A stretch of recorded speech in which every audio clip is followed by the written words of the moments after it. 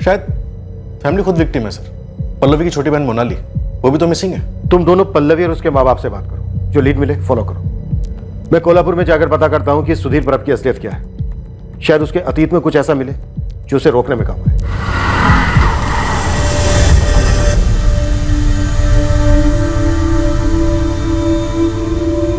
Inspector मिलन, मैं इस बात से वाकिफ हूँ, लेकिन मुझे ज्यादा फिक्र है उसके अगले शिकार की।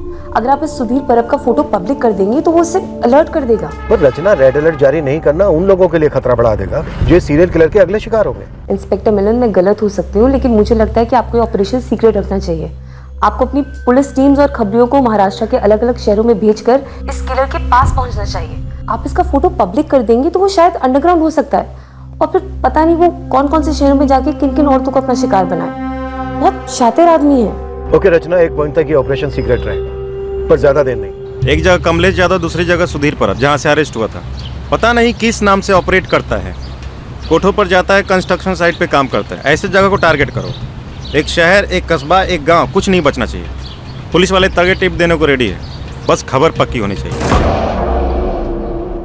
12 अक्टूबर को निकला था कमलेश, उसके बाद कभी लौटा ही नहीं।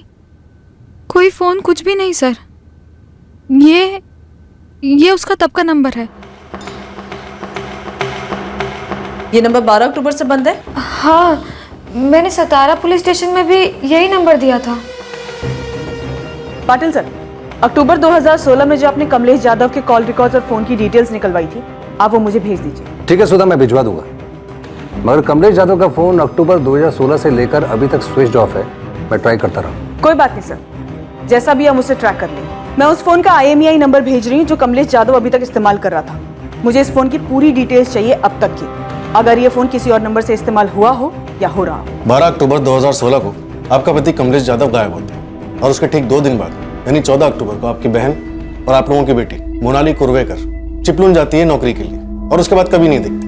आप लोगों ने कभी दो और दो नहीं मिलाया? एक बार भी शक नहीं हुआ इस सब के पीछे कमलेश यादव हो सकता है? पहले तो हमको यही नहीं मालूम था कि कमलेश यादव गायब हुआ है, और एक हफ्ते के बाद में पल्लवी ने हमको ये बताया। साहब, कमलेश मेरा पति है, ऐसे कैसे हम मान लें कि मोनाली कमलेश के कारण गायब हुई है?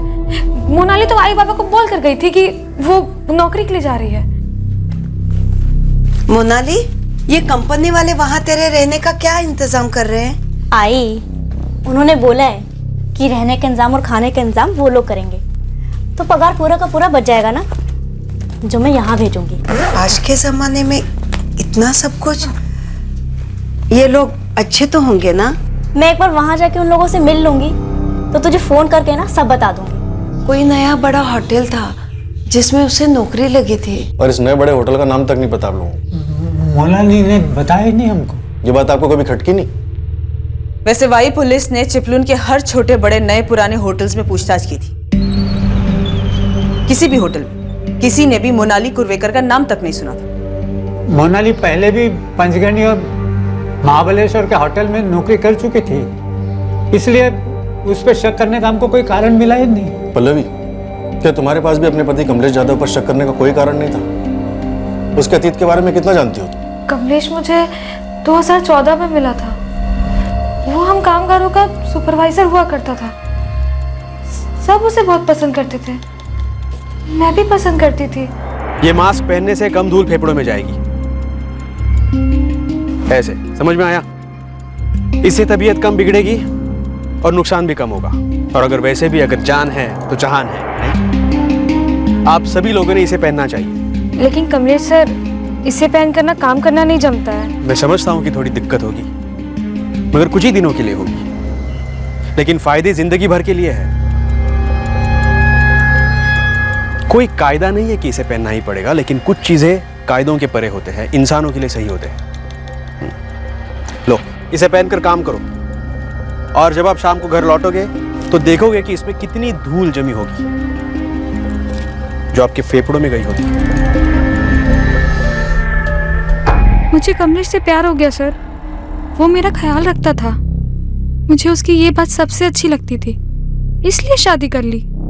हम शादी के खिलाफ थे साहब, हमारे मन में कुछ शंकाएं थी। उसने अपने बारे में कभी कुछ बताया नहीं। क्या नहीं बताया चंद्रकांत जी? कि उसका असली नाम सुधीर परब था? वो कोल्हापुर में मैथिली खेड़ेकर नाम की औरत के कत्ल के जुर्म में गिरफ्तार हुआ था।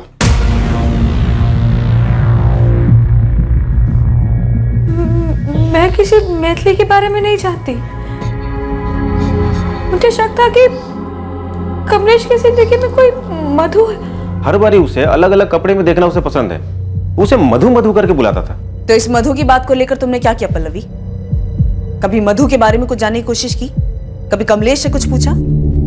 हाँ कमलेश, तुमने आज फिर मुझे मधु कहकर पुकारा।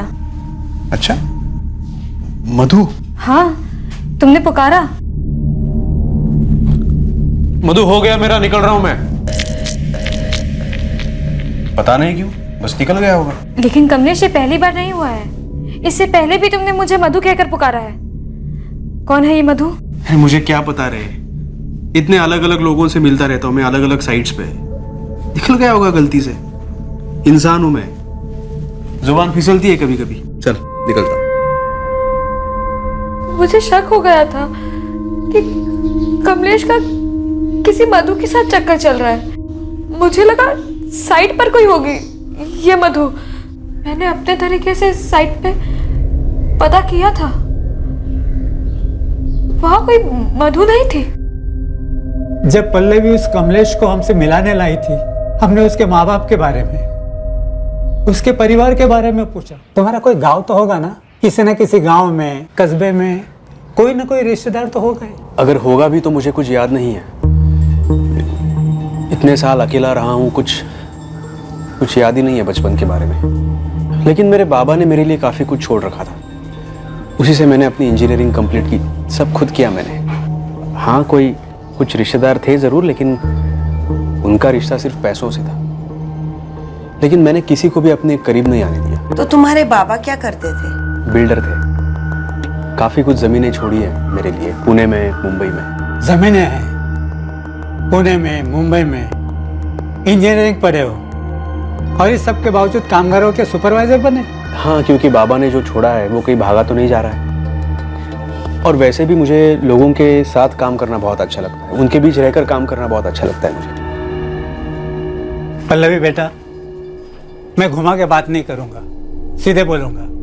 कमलेश ये आदमी मुझे टेढ़ा लग रहा है। वो कोई टेढ़े वेढ़े आदमी नहीं है, उन्हें वाकई लोग पसंद करते हैं। आप ना कभी साइट पर आके देखो, कमलेश की लोग बहुत इज्जत करते हैं। आई, उन्हें लोग सच्ची प्यार करते हैं क्योंकि वो दिल से लोगों की मदद करते हैं। ये सब बातें अपनी जगह पल्लवी, लेकिन जो आदमी अपने खानदान का नाम तक नहीं लेता, कहता है कि रिश्तेदारों को दूर कर दिया, ये क्या बात हुई?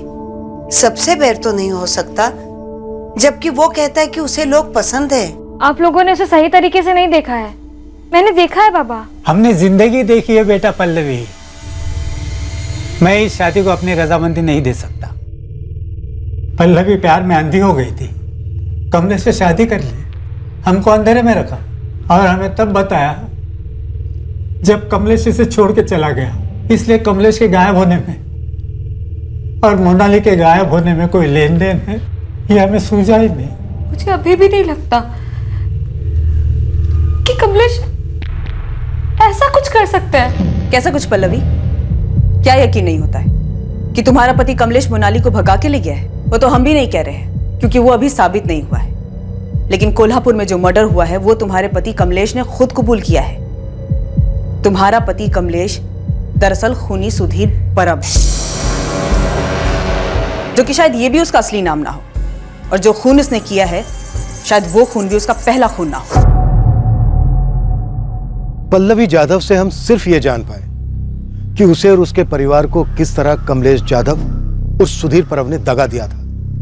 उसके सीरियल किलर होने की तरफ कोई इशारा नहीं मिल रहा था, पर कोल्हापुर से हमें इस केस के लिए एक मजबूत ठोस लीड मिलने वाली थी। पर क्या ये लीड हमें इस सीरियल किलर तक पहुंचाएगी, ये देखना बाकी है। सुधीर परब पुलिस कस्टडी से भाग गया, पर कैसे रमेश? हमारी तरफ से लापरवाही हुई थी सर। 19 जून 2013 को कोल्हापुर के पास जंगलों में मैथिली खेड़ेकर की लाश मिली थी।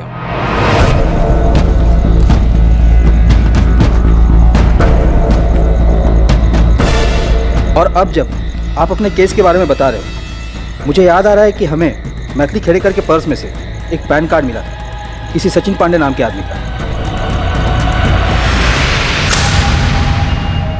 कॉन्डोम पहनकर सेक्सुअल असॉल्ट हुआ था? नहीं, पर आपके ही केस की तरह मैथिली को भी बेहोशी की वही दवा पिलाई गई थी, एल्केजरॉन।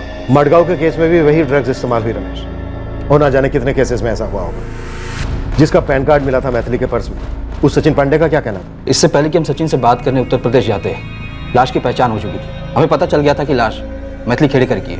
कैसे? मैथिली पास ही कंस्ट्रक्शन साइट पर कामगार थी, सुधीर परब के साथ रहने लगी थी। ये तो मैथिली है, हमारे साइट की कामगार थी। किसी से भी पूछ लीजिए, सब लोग यही कहेंगे कि मैथिली का और लेबर सुपरवाइजर सुधीर परब का चक्कर चल रहा था। ये उसके साथ उसके घर पे रहने लगी थी। कब से? यही कोई 4-6 महीने से। ये लेबर सुपरवाइजर सुधीर परब कहाँ है? 4-5 दिन पहले नौकरी छोड़कर चला गया। उसका कोई पता नंबर कहीं लिखा है? हाँ जी बिल्कुल है ना, 2 मिनट दीजिए। मतलब सुधीर परब आसानी से हाथ लग गया? हाँ, पर अब मुझे लग रहा है कि शायद उस दौरान सुधीर ने कत्ल करना शुरू नहीं किया था। शायद मैथिली उसकी पहली शिकार थी। पर उसने सचिन पांडे का पैन कार्ड तो छोड़ा था पीछे, इन्वेस्टिगेशन को भटकाने। और उस तक जाने की बजाय सीधे सुधीर परब को उसके घर से उठाने निकल पड़े रत्नागिरी। कत्ल के बाद सुधीर अपने घर में छुपा बैठा था।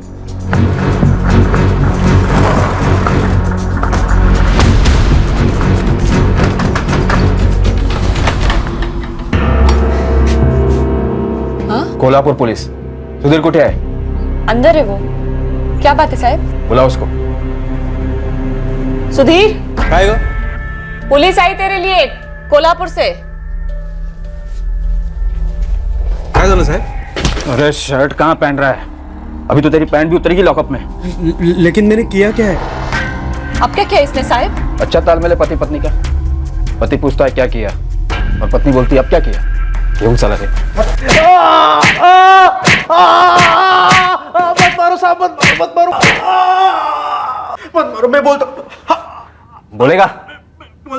बोलूंगा। उठाओ इसे।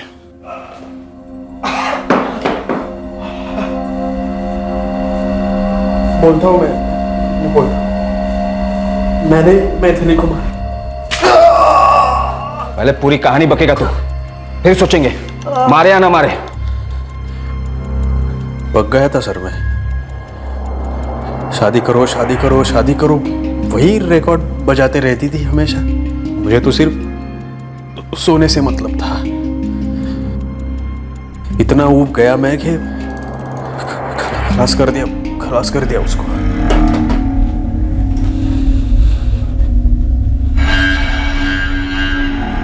चार महीने से ऊपर हो गए, 2 हफ्ते में करने वाले थे। बोलो कब करोगे शादी? मैथिली खाना तैयार है? शादी करो वही रिकॉर्ड बजाते रहती थी।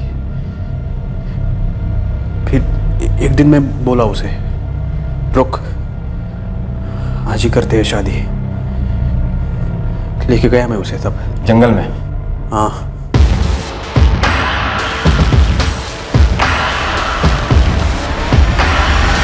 मैंने मैथिली को बोला वहाँ एक मंदिर है, वहीं कर लेंगे शादी। और फिर उसे एल्केजरॉन पिला दिया, बेहोश कर दिया। मुझे शादी नहीं करनी थी उससे। इस दवा के बारे में कैसे पता चला तुझे? मेरी आई बीमार रहती थी, डॉक्टर ने बोला था ये दवा पिलाओ, दर्द कम होगा, नींद भी अच्छी लगेगी, तो मैथिली को भी दे दी। सुधीर को जुडिशियल कस्टडी में भेजा गया। सुधीर पर अब अंडर ट्रायल था, उसके केस की सुनवाइयां होनी थी, पर उसके पहले जुडिशियल कस्टडी में सुधीर ने आत्महत्या करने की कोशिश की। कैसे? सुधीर के सेल में जो उसके साथी कैदी थे, उनसे शिकायतें आती थी कि सुधीर परब उन सब के लिए परेशानी बन गया है। ये सुधीर परब सेक्स एडिक्ट था, जेल में उसकी तलब पूरी नहीं हो रही थी, तो वो वहाँ के कैदियों के साथ उल्टी सीधी हरकतें करता था। आप समझ रहे ना? हमने जब सुधीर की पत्नी शीतल को मैथिली खेड़ेकर के कत्ल के बारे में बताया, तो वो उतनी चौंकी नहीं वैसे। मेरे कर्म फूटे थे साहिब, जो मेरे बाप।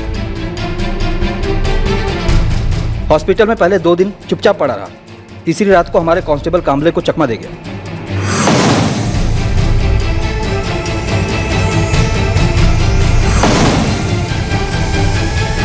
कांस्टेबल कामले को बेहोश कर दिया था? हाँ, कांस्टेबल कामले को तुरंत सस्पेंड कर दिया गया और सुधीर के लिए लुकआउट नोटिस जारी किया गया। ये सुधीर परब सतारा जाकर कमलेश यादव बन जाता है, और मडगांव में पता नहीं क्या बना होगा, और हमारे नासिक में क्या। पर तब हमें बिल्कुल भनक नहीं लगी कि ये आदमी सीरियल किलर बन सकता है। यही तो मार खाते हैं। ऑलरेडी एक मर्डर में फरार कातिल ऐसा जुर्म दोबारा कर सकता है, सोसाइटी के लिए कितना बड़ा खतरा बन सकता है। इस पॉसिबिलिटी को, इस गंभीरता को समझते ही नहीं। विनीत, तुम रत्नागिरी के लिए निकलो। इस सुधीर परब की पत्नी शीतल को ले आओ। अभी निकलता हूँ सर। सदा कमलेश यादव की साली मोनाली कुर्वेकर के केस पर काम कर रही है। शायद मोनाली का भी मर्डर हो गया। बिल्कुल हो सकता है। हमें जल्द से जल्द ये पता लगाना है कि ये सीरियल किलर इस वक्त कहाँ हो सकता है। मैडम, यहाँ मुंबई के कमाटीपुरा के कोठों पर भी ये कमलेश यादव उर्फ सुधीर परब बैठता था, और यहाँ भी सेम नौटंकी, बार बार हाथ धोना और मधु मधु करना। पर क्या ये पता चला कि वो इस वक्त कहाँ है? कोई लीड मिली? मैडम, कंस्ट्रक्शन साइट थोक के भाव से है। मैंने अपने कई बंदों को एक एक साइट पे भेजा है। वैसे एक बात थी मैडम। हाँ बोल। पूरे चांसेस हैं कि मुंबई में भी इसने ऐसे ही रेप और मर्डर किए हों, तो एक बार इसके डिटेल्स को मुंबई के थानों में घुमवाइए। वो हम कर चुके हैं, तू अपना काम कर। हमें कोई लीड चाहिए कि वो इस वक्त कहाँ हो सकता है। आई सजेस्ट कि आप अपनी सर्च पुणे पे फोकस कीजिए। तुम उसकी सोच को ट्रैक कर रही हो? हाँ, एक हद तक। कि वो क्या सोच रहा होगा कि आप उसको कैसे ट्रैक करोगे। अगर हम उसका पैटर्न फॉलो करें तो वो कंस्ट्रक्शन साइट पे काम करता है। वो जानता है कि शायद आप उसको ढूंढ रहे हो, तो इसीलिए नासिक में मर्डर के बाद वो नासिक तो नहीं जाएगा, ना ही वो कोल्हापुर, सतारा या फिर गोवा जाएगा। चिपळूण तो वो बिल्कुल नहीं जाएगा। और नागपुर में मनोज महात्रे का वॉलेट चुराने के बाद वो नागपुर भी नहीं जाएगा। पुणे, यहाँ पर कंस्ट्रक्शन फुल स्विंग में है, इसलिए चांसेस है कि वो पुणे जा सकते हैं। गुरु खबरी को पुणे भेजो। उससे कहो कि वो वहां की अपनी टीम से कांटेक्ट करें। पुणे की क्राइम ब्रांच यूनिट 3 के अरुण भोसले से बात करो। पुणे की हर कंस्ट्रक्शन साइट स्कैन करो, पर चुपचाप। Okay sir.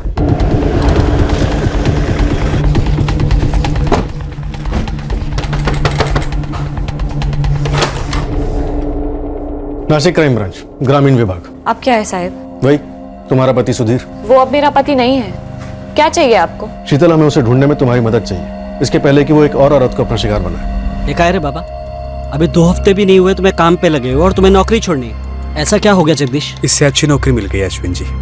जगदीश, ये नौकरी भी तो काफी अच्छी है। इसके लिए मुझे अपने सेठ लोगों से बात करनी पड़ी, उन्हें मनाना पड़ा, और अब तो वो लोग भी तुम्हारे काम से बहुत खुश हैं। मैं नई नौकरी में ज्यादा खुश रहूंगा अश्विन जी। आज मेरा आखिरी दिन है, कल से नहीं आऊंगा। और 2 हफ्ते की जो तनख्वाह बनती है हक से दे देना। खुश। ये मोनाली कुर्वेकर चिपळूण से गायब हुई। इसकी बड़ी बहन पल्लवी से शादी की सुधीर ने, कमलेश यादव बन के सतारा में। पहले वो गायब हुआ, उसके 2 दिन के बाद मोनाली गायब हुई। हमें शक है सुधीर ने उसके साथ कुछ किया होगा, लेकिन हमारे पास कोई ठोस सबूत नहीं है। मैं सुधीर को कभी पहचान नहीं पाई साहब। उस लीचड़ आदमी के साथ मेरा सिर्फ इतना ताल्लुक था कि मैं बदकिस्मती से उसकी पत्नी थी, और यही मेरी सबसे बड़ी गलती थी। जब पुलिस उसे पकड़ कर ले गई, उसके बाद मैं उससे कभी नहीं मिली। जब वो जेल से भाग गया, पुलिस आई थी पूछताछ करने, तब भी मैंने यही कहा था, और आज भी मैं यही कह रही हूँ साहब कि मैं सुधीर के बारे में कुछ नहीं जानती, सच में। शीतल, अगर सुधीर के बारे में कोई कुछ जानता है और बता सकता है तो वो सिर्फ तुम हो। सुधीर की माँ यहाँ रहती थी, जो 2012 में गुजर गई। उससे ज्यादा और कुछ नहीं जानती मैं। हम उसे पुणे में ढूंढ रहे हैं। वहां उसका कोई दोस्त या रिश्तेदार हो सकता है, कोई अंदाजा है तुम्हें? मैं क्या अंदाजा लगाऊं साहब? सुधीर को कभी मैं पहचान ही नहीं पाई।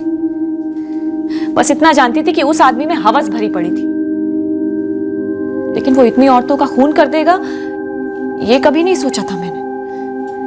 हाँ, भगवान से इस बात का शुक्रिया अदा करती हूँ कि उसने मुझे नहीं मार डाला। किसी मधु को जानती हो तुम? मधु? मधु? कौन मधु? मैं तो पहले दिन से बोल रहा था, इस कमलेश पर भरोसा नहीं किया जा सकता। शुक्र है पल्लवी, उसने तुझे छोड़ दिया। कहीं हमारी मोनाली उसके चुंगल में तो नहीं फंसी। इस आदमी की मानसिक कंडीशन की सच्चाई क्या है? ये कुछ औरतों को मारता है और कुछ औरतों को छोड़ देता है, लेकिन ये जिन औरतों को मारता है, क्यों मारता है, ये मुझे जानना है, समझना है और उससे पूछना है आमने सामने बैठकर। पर मेरी स्टडी कहती है कि ये सिर्फ उन औरतों को मारता होगा जो इसके सामने सरेंडर नहीं करती। इसलिए इसने अपनी दूसरी पत्नी पल्लवी को नहीं मारा, जिससे इसने कमलेश यादव बनकर शादी की थी। पर इसने मैथिली खेड़कर को भी मार डाला, जो अपनी मर्जी से इसके साथ रह रही थी। हाँ, लेकिन शादी के लिए भी प्रेशर डाल रही थी ना। इस आदमी को किसी रिश्ते में बंधना पसंद नहीं है। मैथिली को भी किसी बहाने से, शादी के बहाने से जंगल लेकर गया होगा और फिर मार दिया होगा। और ये गोवा वाले केस में और ये आपके नासिक वाले केस में, इसमें भी यही हुआ होगा या फिर कुछ और। ये तो वही बताएगा इन दोनों केसेस में क्या हुआ था। पूरा पुणे खंगाला जा रहा है उसकी तलाश में। सब पूरे चांसेस हैं कि आपको मोनाली की लाश वाई और चिपळूण के बीच में मिलेगी। हो सकता है कि इसने मोनाली को नौकरी का झांसा दिया हो, या फिर किसी और बहाने से, मंदिर के बहाने से, ये इसको वही और चिपलुन के बीच में किसी सुनसान जगह पे ले गया हो और वहां मार दिया होगा। मैंने इससे पहले सेक्सुअली असॉल्ट नहीं किया, और मैथिली को मारने का रीजन ये था कि वो उसके साथ किसी बंधन में बंधना नहीं चाहता था। वो कोई इमोशनल रिलेशन नहीं चाहता। एक बार उसकी फिजिकल नीड पूरी हो जाती है, उसके बाद वो औरत उसके लिए मायने खो देती है। वो औरत को जैसे एक जीतने वाली चीज समझता है, और एक बार जीत हासिल हो गई उसके बाद वो आगे बढ़ना पसंद करता है, जैसे कि पल्लवी के साथ हुआ। पल्लवी उसको बहुत आसानी से मिल गई, लेकिन हो सकता है कि पल्लवी की बहन मोनाली, वो शायद उसके लिए एक चैलेंज हो, एक चुनौती। तो पल्लवी और उसके परिवार को कभी पता ही नहीं लगा होगा कि सुधीर उर्फ कमलेश उनकी बेटी मोनाली पर घात लगाए हुए था।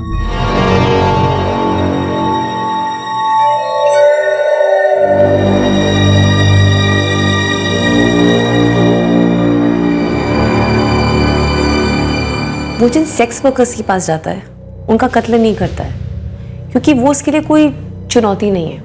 वो पैसे देकर उनको खरीद चुका होता है। जब हमने पुणे सिटी को टारगेट किया और इस हत्यारे को खोजने लगे, हमें कोई आइडिया नहीं था कि हम उसे पुणे में धर लेंगे। हम बस एक चांस ले रहे थे, क्योंकि हमारे पास कोई और विकल्प था ही नहीं। पर ये जो हमने ब्लाइंड खेला, चांस लिया, कि हमारे आगे ना एक मंदिर है, मेरा कब से मन कर रहा है वहां जाने का। माथा टेकेंगे और आगे बढ़ेंगे। रास्ते में है? हाँ हाँ, बस रास्ते में ही है, 5-10 मिनट लगेंगे। अभी तुम नई नौकरी शुरू करने जा रही हो, दर्शन तो बनता है नहीं? ठीक है।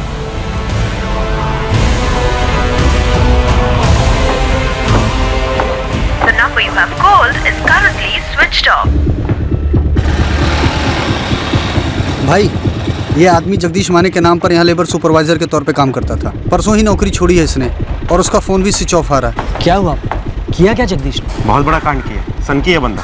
मुझे भी लगा था ऐसा। यहाँ कहाँ रहता था? चकभूषण टेकरी के पास घर है इसका। चल चल चल चल। रुक रुक रुक रुक। भाऊ, ये बंदा परसों काम छोड़ कर गया। इसके साथ कोई औरत भी काम छोड़ी क्या? हाँ, एक औरत थी जो पिछले 8 महीने से यहाँ काम कर रही थी। कल ही अपना हिसाब करके निकल गई। नाम नंबर? तेजस्विनी महाडिक। नंबर मेरे रजिस्टर में है।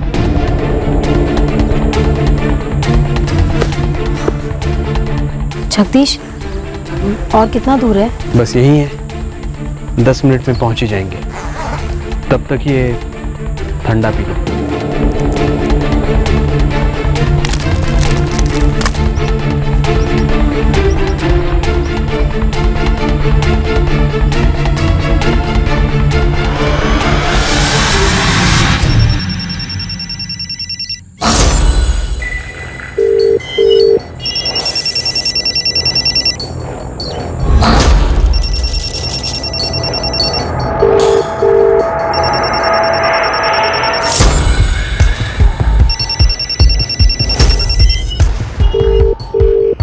लाओ मैं देखता हूँ।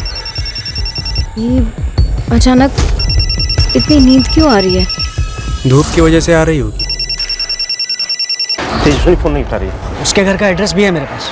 जल्दी तो जल्दी। अब इस तेजस्विनी का फोन स्विच ऑफ है। हाँ सर, मैं तेजस्विनी के घर ही जा रहा हूँ, और 2 बंदे को खूनी के घर भेजा है। हम आधे घंटे में पुणे पहुंच रहे हैं। तुम जल्द से जल्द तेजस्विनी के घर पहुंचो। तुरंत मुझसे कांटेक्ट करो।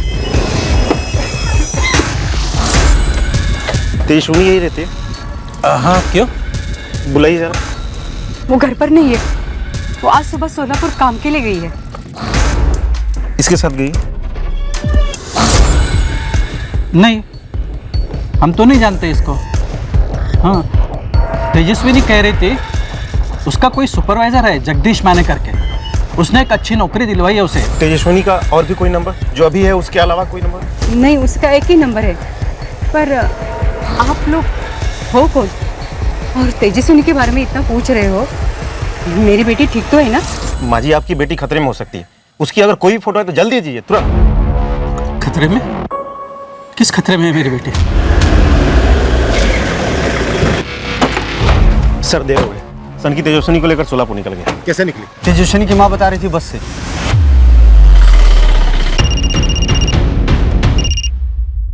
बोलिए मिलिंद सर। अरुण, तेजस्विनी बस से निकली है सोलापुर के लिए उस आदमी के साथ। प्राइवेट बस या एसटी बस? कुछ और डिटेल है? नहीं है, पर मुझे लगता है एसटी बस से निकले हो। सर, हमारे इधर 2 डिपो हैं एसटी बस के। पहला पुणे स्टेशन पे, दूसरा शिवाजी नगर स्टेशन पे। मैं पता करता हूँ कि सोलापुर के लिए कौन कौन सी बसें निकली।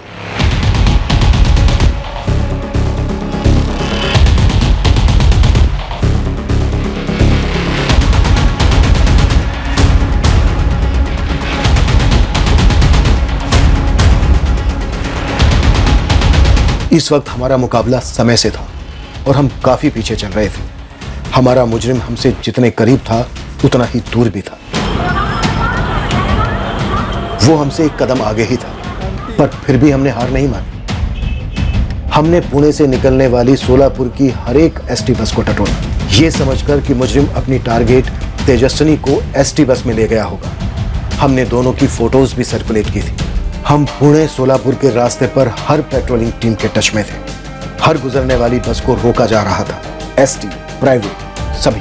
सोलापुर पुलिस भी फुल रेड अलर्ट पे उधर आने वाली सभी बसों की तलाशी ले रहे हैं, इनकेस हमसे कोई बस मिस हो जाए। मुझे डर है कि कहीं देर ना हो गई, हमारी खोज शुरू करने से पहले कहीं वो उतर ना गया। कत्ल की लोकेशन ज्यादातर सुनसान इलाके रहे हैं, जिनका मुआयना वो पहले ही करा था। फिर भी लगे रहते हैं। कम से कम हमें इतना तो मालूम है कि वो इन दो शहरों के बीच में है। हम उस सनकी को पकड़ लेंगे सर। उम्मीद यही है कि वो तेजस्विनी के साथ कुछ करे, उसके पहले ही हम उसे थक लें।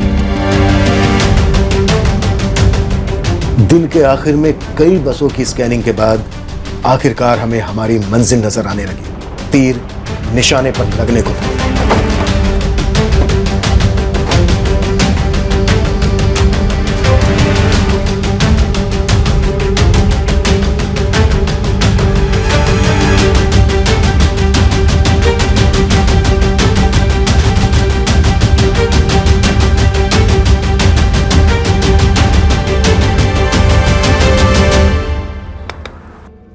चल उधर नीचे धर।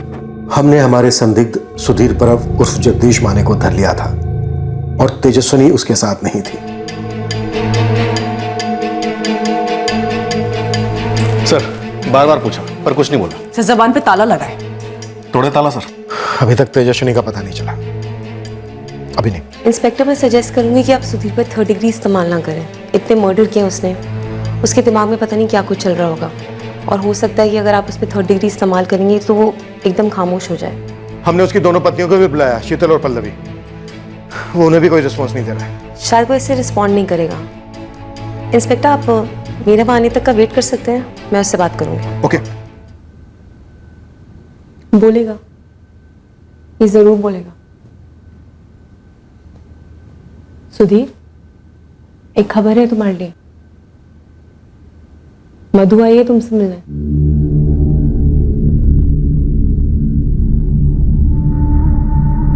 जिस तरह तुम इतने समय से उससे मिलने के लिए पागल रहे हो ना, वो भी तुमसे मिलने के लिए बेताब है। आखिरकार हमने उसे कांटेक्ट कर लिया। मिलोगी नहीं उससे? कहाँ है मधु? बाहर खड़ी है, बुलाऊं अंदर? जरूर बुलाऊंगी, लेकिन उससे पहले मेरी मदद कर दो। इन दो औरतों के नाम और पता बता दो। तुम इन दोनों औरतों को मधु मान बैठे थे ना? ये संगीता है, संगीता आचरेकर। कहाँ काम करती थी? मडगांव के आसपास? नहीं, बेलगांव से थी।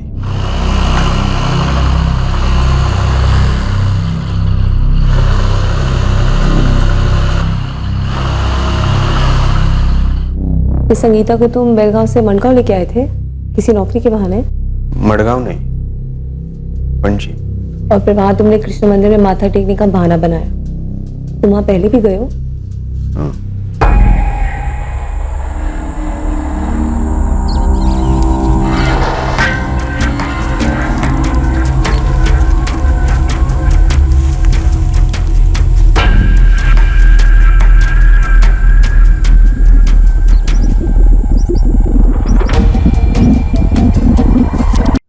और ये कौन है?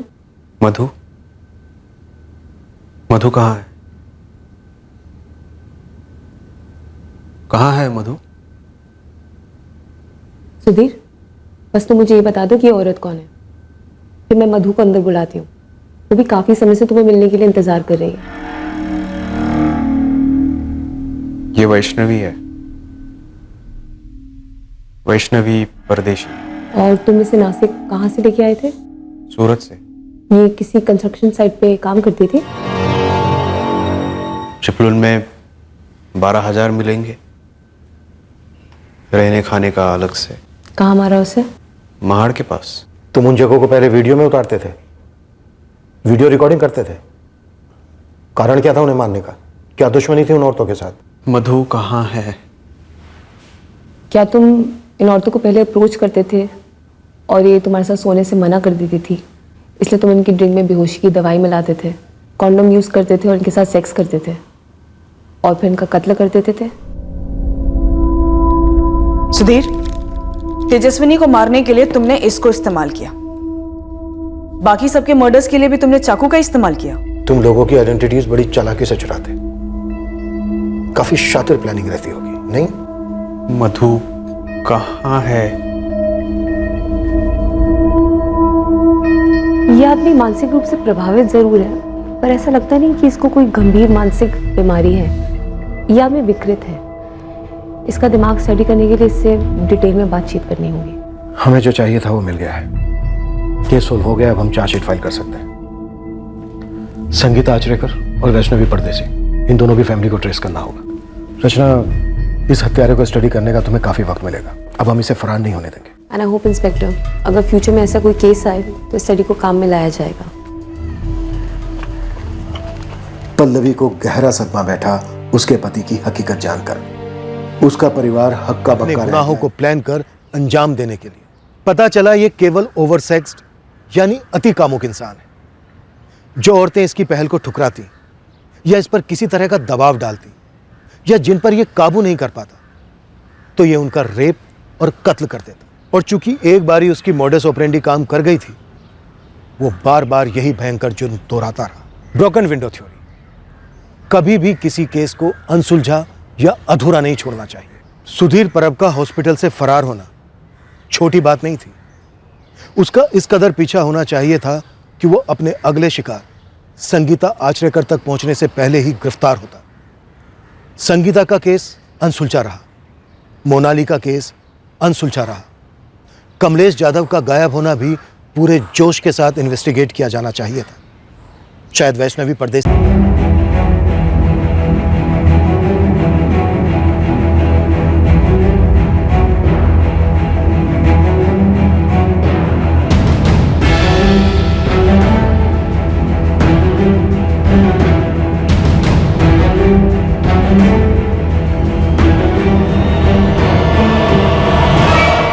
सच्चाई काल्पनिक नहीं हो सकती, ना किसी कामना को सच कहा जा सकता है। सच कभी किसी का एजेंडा नहीं हो सकता। सच वही है जो है।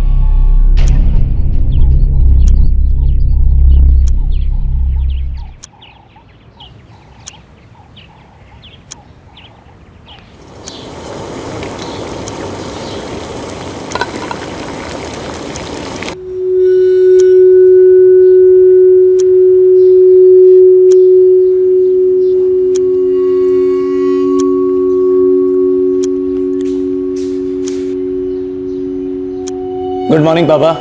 Good morning Naresh.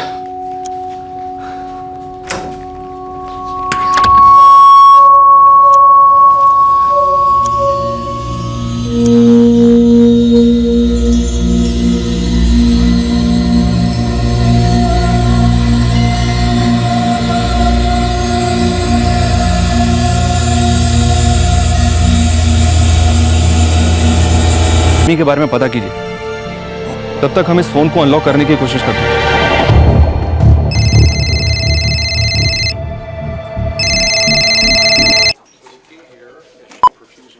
हेलो, कौन बोल रहा है? नरेश कहाँ है? नरेश? आप नरेश की मदर बोल रही हैं? हाँ, तुम कौन? नरेश को फोन दो। मैडम, मैं सब इंस्पेक्टर ओमकार वर्मा बोल रहा हूँ। आपके बेटे नरेश का शायद एक्सीडेंट हुआ है। कैसे? नरेश हमें शंकर मार्ग पर बेहोश पड़ा हुआ मिला था। हम उसे यहाँ डीएन दामोदर हॉस्पिटल लेकर आए हैं। अर्पिता, तेरे नरेश भैया का शायद एक्सीडेंट हुआ है। क्या? कैसे? कहाँ है नरेश भैया? कंडीशन बहुत क्रिटिकल है, सीवियर हेड इंजरी है। हेड इंजरी है, इतना देखा मैंने डॉक्टर। शायद कहीं टकरा कर गिरा हो या फिर किसी स्पीडिंग व्हीकल से एक्सीडेंट हुआ हो। एक्सीडेंट तो बिल्कुल नहीं है। क्या? सर के पीछे किसी भारी चीज से वार किया गया बार बार, और फुल बॉडी पर जैसे जम के पिटाई के निशान भी है। ये अटैक है। अटैक? पर क्यों? किसने किया? देवेंद्र जी, फिलहाल तो हमें कुछ नहीं पता, लेकिन इस बात का हम पता लगा कर रहेंगे और बहुत जल्द। लेकिन कोई क्यों हमारे नरेश पर हमला करेगा? अब ये तो आप ही लोग बता सकते हैं हमें। कि ऐसा क्या कारण हो सकता है जिसकी वजह से नरेश पर इस तरह से हमला किया गया।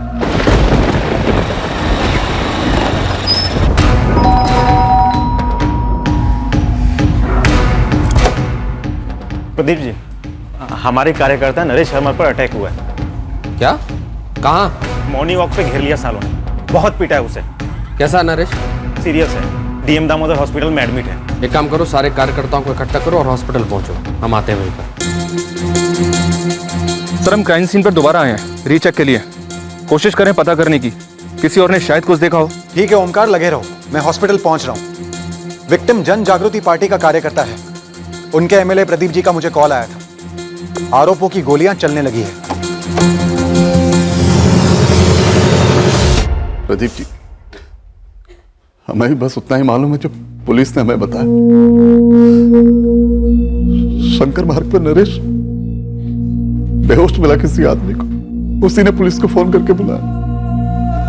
देवेंद्र जी, हमारे बुजदिल अपोजिशन वालों ने अपनी औकात दिखाई है नरेश पे इस तरह हमला करके, लेकिन आप बिल्कुल चिंता मत करिए, नरेश पूरी तरह ठीक होकर वापस आएगा। प्रदीप जी, हमारी एक टीम शंकर मार्ग पर मौजूद है। वो लोग सबूत इकट्ठा कर रहे हैं। हमलावर प्रोग्रेसिव फ्रंट पार्टी के गुंडे हैं इंस्पेक्टर साहब। आप इनके लीडर रमाकांत दीक्षित को उठवाइए, ये उसके ही बंदों का काम है। जैसे ही नरेश को होश आता है हम उसका स्टेटमेंट लेंगे और तुरंत एक्शन लिया जाएगा। जब तक हमारे नरेश को होश आएगा और आप एक्शन लेंगे ना, तब तक रमाकांत एक्शन ले चुका होगा, भगा चुका होगा अपने बंदों को कहीं और। अभी मौका है, वक्त है, वेस्ट मत कीजिए। सर जी, क्या हुआ शब? नरेश नहीं रहा।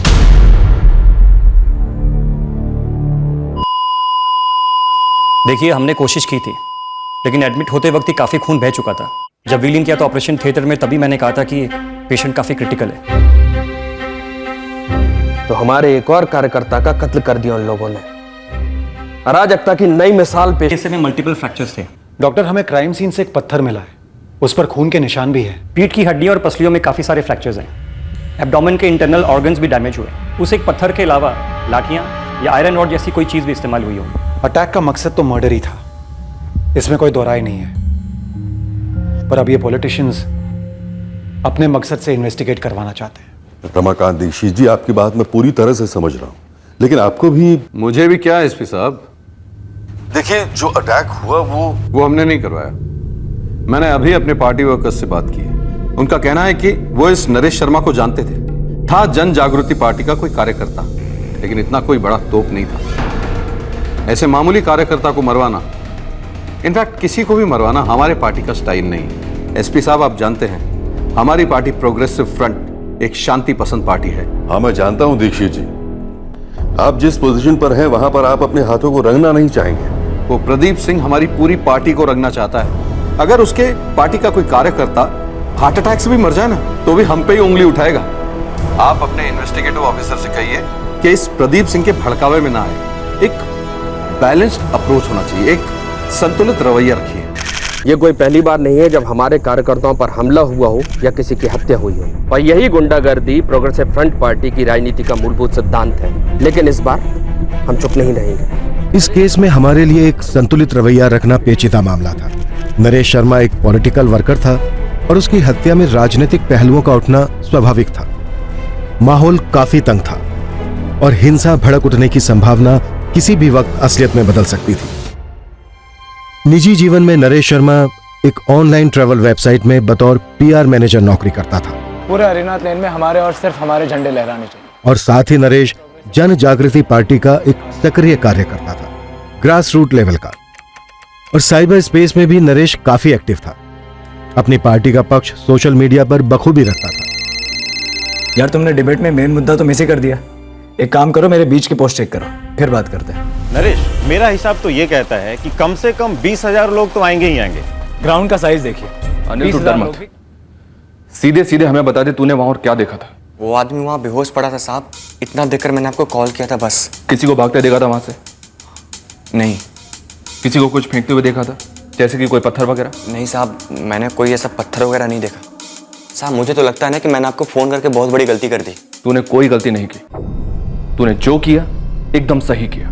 क्या सही किया साहब? अब सारे पॉलिटिक्स वाले मेरी जान के पीछे पड़ जाएंगे। कुछ नहीं होगा तुझे, बस तू हमें सच सच बता दे, तूने वहां और क्या देखा था? साहब खबरों का एक पत्ता तक नहीं हिल रहा है। किसने किया, कैसे निकल गए, कुछ पता नहीं चल रहा है। और मॉर्निंग वॉक के वक्त भीड़ तो अच्छी खासी होती है, लेकिन लोगों की ऐसी पड़ी है, कोई मुंह नहीं खोल रहा है। ये रमाकांत दीक्षित की प्रोग्रेसिव फ्रंट पार्टी पे जो आरोप लगा रहे हैं प्रदीप जी, उसका क्या? प्रोग्रेसिव फ्रंट पार्टी के कुछ लड़कों को जानता हूं मैं सर, उनसे बातचीत हुई तो वहां भी सब लोग यही सोच रहे हैं कि इस नरेश शर्मा को किसने टपका दिया। सर नरेश के क्रियाक्रम में तकरीबन 700-800 लोग थे। दबी दबी बदले वाली नारेबाजी भी हो रही थी। जन जागृति पार्टी वालों ने कल बंद का ऐलान किया है। उन्हें जो करना है वो करें, हम तैयार रहेंगे। ओमकार एक काम करो, शंकर मार्ग के आसपास जितने भी एस्टैब्लिशमेंट्स हैं, जिन जिन के पास सीसीटीवी कैमरास हैं, उनसे फुटेज निकलवाओ। हमला करने वाले या वालों की कोई ना कोई मूवमेंट हमें जरूर मिलेगी और उसके बाद ही हम तय कर पाएंगे कि ये एक पॉलिटिकल मर्डर है या फिर कुछ और। एसपी साहब, प्रोग्रेसिव फ्रंट वाले एक भी बंदे को तो आप लोगों ने गिरफ्तार किया नहीं अब तक, और हम तो शांति की उम्मीद करते हैं। प्रदीप जी, अगर शांति नहीं रहेगी तो हम अपना काम कैसे करेंगे? आपका काम है सीधे सीधे जाना और रमाकांत दीक्षित को गिरफ्तार करना, वही तो किंगपिन है। आप लोग उसके मोहरों की तलाश में लगे हैं। रमाकांत दीक्षित को तो छूओगे भी नहीं आप लोग। देखिए, आप बिल्कुल निश्चिंत रहिए, जो भी इसके पीछे है हम उन्हें बख्शेंगे नहीं। एसपी साहब, यदि आप हमें न्याय नहीं दिला सकते तो हम न्याय छीन कर लेंगे। आर या पार होगा इस बार। एसपी साहब, बिना किसी ठोस सबूत के अगर आपने किसी भी कार्यकर्ता को गिरफ्तार किया तो उसके बाद जो होगा उसके लिए आप मुझे जिम्मेदार मत ठहराइएगा। किसी को अरेस्ट नहीं किया जा रहा है, महज क्वेश्चनिंग हो रही है। तो सिर्फ हमारे कार्यकर्ताओं की क्वेश्चनिंग क्यों हो रही है? मैं आपसे पहले भी कह चुका हूं, एक तो ये नरेश शर्मा हमारे लिए बहुत ही मामूली था, और दूसरी बात, हमारी पार्टी को बदनाम करने के लिए प्रदीप अपने भी आदमी तो मरवा सकता है ना। हम संभावना को टटोल रहे हैं दीक्षित जी। तो जब तक सारी संभावनाएं टटोली न जाए, आप मेरे किसी आदमी को छुएंगे नहीं। आप मेहरबानी करके हम पर इस तरह की शर्तें न डालें। हम कोई शर्तें नहीं डाल रहे हैं एसपी साहब, सिर्फ आपको याद दिला रहे हैं कि हमारी पार्टी प्रोग्रेसिव फ्रंट एक शांति पसंद पार्टी है। अगर इस हत्या का बेबुनियाद आरोप हम पर लगाया जाएगा तो ये न इस शहर। मैं पिछले साल ही रिटायर हुआ, प्राइवेट कंपनी थी। नरेश 4 साल से ट्रैवल कंपनी में जॉब कर रहा था। नरेश की पहले से ही पॉलिटिक्स में दिलचस्पी थी। हमें पता था वो जन जागृति पार्टी के साथ जुड़ा हुआ था, पर सच कहता हूं, इस बात का जरा भी अंदाजा नहीं था कि वो किस हद तक इन्वॉल्व है इन सब में। इस बारे में नरेश हमसे कभी कुछ बात नहीं करता था। अच्छा, क्या नरेश का कभी किसी के साथ कोई झगड़ा हुआ था या किसी ने उसे कोई धमकी दी थी? क्या उसने आप लोगों को ऐसा कुछ कहा था कभी? क्योंकि उसके फोन रिकॉर्ड से तो हमें ऐसा कुछ नहीं मिला है। नरेश ने हमें ऐसा कुछ नहीं बताया था और ना ही हमने ऐसा कुछ देखा था या सुना था। 7 तारीख की सुबह जब वो अपने वॉक के लिए निकला, तब क्या सब कुछ नॉर्मल था या आप लोगों ने कुछ अजीब देखा या महसूस किया? सब कुछ नॉर्मल था, हमेशा की तरह। मैथ्स पढ़ाती हूँ 2nd से 5th स्टैंडर्ड तक। मुझे कोई आइडिया नहीं है सर भैया को कहाँ से और किससे खतरा था।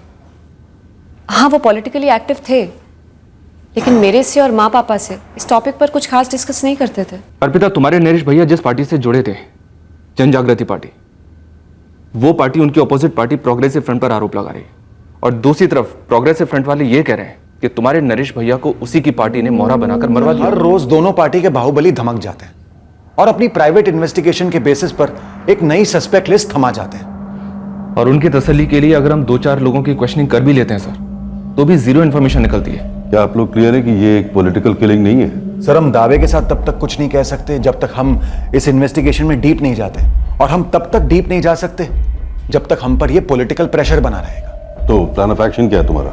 सर, मैं एक प्रेस कॉन्फ्रेंस बुलवाकर सब कुछ क्लियर कर देना चाहता हूं कि इस मर्डर के पीछे कोई पॉलिटिकल एंगल नहीं है और हम दूसरे एंगल्स प्रोब कर रहे हैं। नो अतुल, नो, तुम ऐसा कुछ भी नहीं करोगे। प्रेस कॉन्फ्रेंस बिल्कुल नहीं होनी चाहिए, सोशल मीडिया पर भी कुछ नहीं। हो सकता है मामला और भड़क जाए और बैठे बैठे कम्युनल प्रॉब्लम सर पर आ जाए। हमें इस मामले की तह तक जाने के लिए इस पॉलिटिकल प्रेशर से बाहर निकलना ही होगा, नहीं तो हम उनके कहने पर इसी तरह गोल गोल नाचते रहेंगे। हमें कोई दूसरा रास्ता इख्तियार करना होगा। 2 टीम्स एक ही केस पर काम करेंगी, ये सही रहेगा सर? अबे, तुम और ओमकार एक साथ मिलकर इस केस के सारे एंगल्स को अच्छी तरह एक्सप्लोर करोगे। सर। तो जी सर। चूंकि तुम प्रदीप सिंह और रमाकांत दीक्षित के साथ डील करते आए हो, तुम उन्हें एंगेज करते रहो और देखो पॉलिटिकली कोई रिमोट सा भी एंगल बनता है या नहीं। Okay sir. इस तरह हम शहर में टेंशन को भी काबू में रखेंगे और केस में भी आगे बढ़ते रहेंगे। जिसने भी नरेश शर्मा को मार डाला है, उस अटैकर को ट्रैक डाउन करके ही दम लेंगे। ऑलराइट? सर,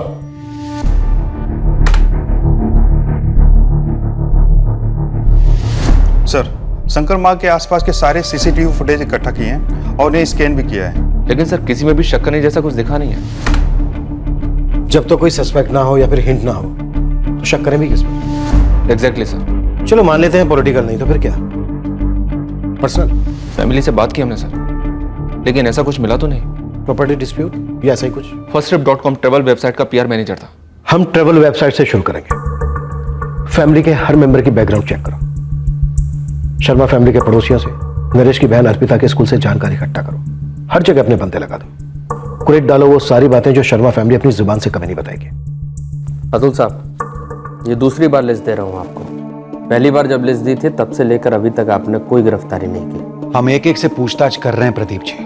यदि आपको लगता है कि रमाकांत दीक्षित की पहुंच बहुत ऊपर तक है तो ये समझने की भूल मत करिएगा कि हमारी नहीं है। राजधानी के कुछ धागे हमने अपनी भी मुट्ठी में रखे हैं। शहर बंद करने से यदि काम नहीं चलेगा तो हम धरना देंगे, और धरना से भी काम नहीं चला तो हम आमरण अनशन तक के लिए तैयार हैं। उसकी नौबत नहीं आएगी प्रदीप जी। सर, हमने तो जब से नरेश के बारे में सुना है तब से टोटल शॉक में है सर। संजीव, मैं तुमसे यह जानना चाहता हूं कि नरेश को किसी से धमकी मिल रही थी? उसे खतरा था किसी से? नरेश अपनी बातें शेयर करता था तुम्हारे साथ कुछ?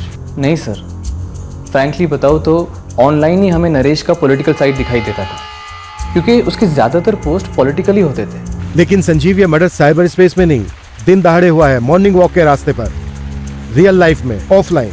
नरेश अपनी प्राइवेट लाइफ काफी प्राइवेट रखता था। इनफैक्ट हमें तो अभी जाकर पता चला कि वो ये पॉलिटिकल रैलीज वगैरह में पर्सनली जाता था। लेकिन एक बात नोटिस की थी मैंने सर, पिछले कुछ 2-3 महीनों से वो थोड़ा डिस्टर्ब सा रहता था। किस बात को लेकर? ए लक्ष्मी, इतने सालों से तू नरेश के यहाँ साफ सफाई कर रही है और तुझे उनके घर के अंदर की गंध नहीं मालूम? मैं हमेशा अपने काम से काम रखती हूँ। बाप देवेंद्र और बेटे नरेश के बीच कोई अनबन? नहीं। माँ बेटे के बीच कुछ? ना। भाई बहन के बीच? ना। हाँ, लेकिन बहन अर्पिता और उसके पति के बीच अनबन थी। तो ये नरेश की बहन अर्पिता शादीशुदा है? थी, अभी अलग हो गई है। अभी ये नाम वाम मत पूछना मुझसे, ये मुझे नहीं मालूम, मैंने तो उसे कभी देखा तक नहीं। सर, मैंने बोला ना, नरेश बड़ा ही प्राइवेट किस्म का आदमी था। ऑफिस में कोई लड़की वड़की का चक्कर? नहीं सर, अगर ऐसा कुछ होता तो ऑफिस में किसी न किसी को तो पता चल ही जाता। नरेश को तुमने कभी पूछा नहीं कि किस बात को लेकर वो परेशान है? पूछा था सर।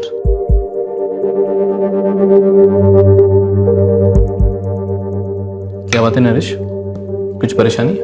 हाँ, नहीं तो कुछ दिनों से चुप है। यार, आदमी थोड़ा कम बात करे तो कोई प्रॉब्लम होनी जरूरी है क्या? कुछ भी यार संजीव। सर, नरेश तब कुछ ऐसे पेश आया जैसे कि कुछ हुआ ही नहीं है, लेकिन कुछ बात जरूर थी जो वो बताना नहीं चाहता था। टेंशन? कैसा टेंशन? श्याम, तेरे से कुछ बोला था नरेश ने? नहीं प्रदीप जी, मुझसे कुछ नहीं। आप लोगों को कुछ ऐसा पता चला है जो अभी तक मैं नहीं जानता? मतलब रमाकांत के गुंडों ने कोई जानवर लेने की धमकी दी थी क्या? जी नहीं, हमने नरेश का ऑनलाइन रिकॉर्ड चेक किया था। वो काफी पॉलिटिकल पोस्ट शेयर करता था, लेकिन कमेंट्स में हमने ऐसी कोई टेंशन वाली बात नहीं पढ़ी। लेकिन हमारे सुनने में आया है कि नरेश किसी बात को लेकर तो परेशान था, तो इसीलिए हम आप लोगों से पूछ रहे हैं कि क्या नरेश ने कभी आपसे ऐसी कोई बात कही थी? अगर उसने बताया होता तो उसकी परेशानी जरूर दूर करता। मसला कैसा भी होता वहीं का वहीं हैंडल होता। नरेश का किसी लड़की से चक्कर होता तो वो सबसे पहले हमें बताता। नरेश हर रोज मॉर्निंग वॉक पर जाता था, सेम टाइम? जी हाँ, उसी टाइम पे सालों से वो कभी नहीं छोड़ता। ठंड हो या बारिश, नरेश वॉक पे जाता ही जाता था। नरेश भैया की गर्लफ्रेंड? नहीं सर, अगर ऐसा कुछ होता तो वो सबसे पहले घर पे बताते। तो फिर नरेश किस बात को लेकर डिस्टर्ब रहा होगा? वही तो मैं भी सोच रही हूँ सर। अर्पिता, क्या नरेश को तुम्हारा और तुम्हारे पति धीरज का डिवोर्स खटक रहा था? मेरा डाइवोर्स भैया को खटक रहा था, पर क्यों? ये जगतपुर थाने में एक पुलिस कंप्लेंट है 2014 की। खैर अब तो फाइल क्लोज्ड है, पर उन दिनों तुमने अपने पति धीरज नागपाल के खिलाफ शिकायत दर्ज करवाई थी और उसके बाद तुमने अपने पति धीरज से डिवोर्स फाइल किया। हाँ सर, मुझे मालूम है मैंने डाइवोर्स कब फाइल किया और क्यों, लेकिन ये 2 साल पुरानी बात है ना, और 2 साल पुरानी बात को लेके भैया अभी क्यों परेशान होते? आपको क्या लगता है क्या धीरज ने 2 साल पहले की बात के लिए नरेश पर हमला करवाया होगा? पुलिस कह रही है नरेश एक अरसे से डिस्टर्ब था। कहीं नरेश से दोबारा उस धीरज से झगड़ा तो नहीं कर लिया था? 2 साल मेंटली टॉर्चर किया मेरी बहन को, उस पर हाथ उठाया तूने। तेरी हिम्मत कैसे हुई धीरज? आवाज नीची नरेश, ये घर है मेरा, तेरी पार्टी की रैली नहीं है। तो तेरी बहन को ना हर बात बहुत बढ़ा चढ़ा के बोलने की आदत है। एक काम कर, अपने साथ साथ पॉलिटिक्स में ज्वाइन करवा ले उसे।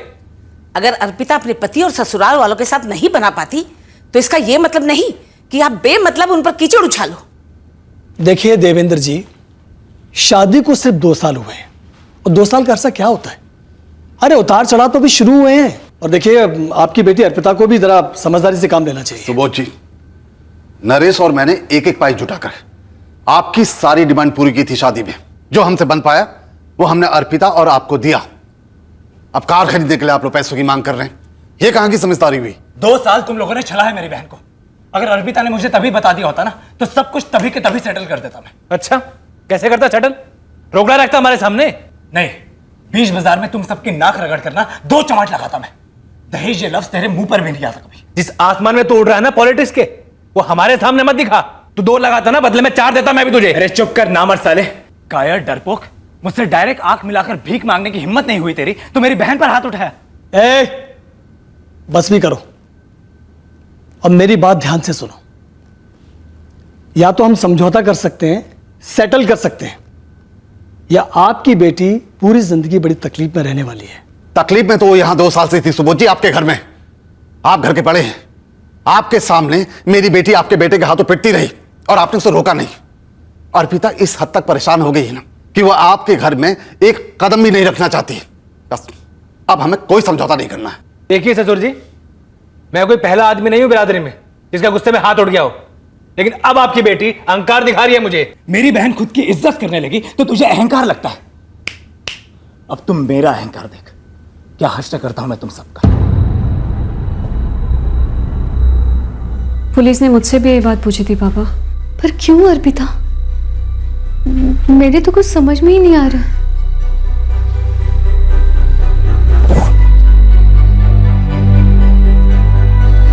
नहीं सर, मैं नरेश को 1 महीने पहले ही मिला था, तब तो उसने कुछ भी मेंशन नहीं किया था। हेमंत, तुम नरेश के बचपन के दोस्त हो? हाँ सर, ऐसा नहीं था कि हम लोग रोज मिलते थे। नरेश अपनी जॉब में बिजी, मैं अपनी में। लेकिन उसे इस तरह की कोई भी तकलीफ होती तो वो मुझे जरूर बताता। नरेश का एक्स बनोई धीरज नागपाल, उसका क्या कराया हो सकता है ये सब? धीरज और नरेश का झगड़ा भी हुआ था, नरेश ने धमकियां भी दी थी धीरज को। बोल नहीं सकते सर, लेकिन हाँ, नरेश को जबरदस्त गुस्सा आया था जब धीरज ने अर्पिता के ऊपर हाथ उठाया था। लेकिन दूसरी तरफ नरेश को अपनी बहन अर्पिता की शादी टूटने का दुख भी था। वो चाहता था कि डाइवोर्स ना हो। नरेश किस तरह का आदमी था? कोई गर्लफ्रेंड नहीं, हमने सुना है काफी डिसिप्लिन था। हाँ सर, नरेश काफी डिसिप्लिन था, ट्रेडिशनल। उसकी विचारधारा ही ऐसी थी। क्या विचारधारा थी नरेश की? सब कुछ कायदे से होना चाहिए।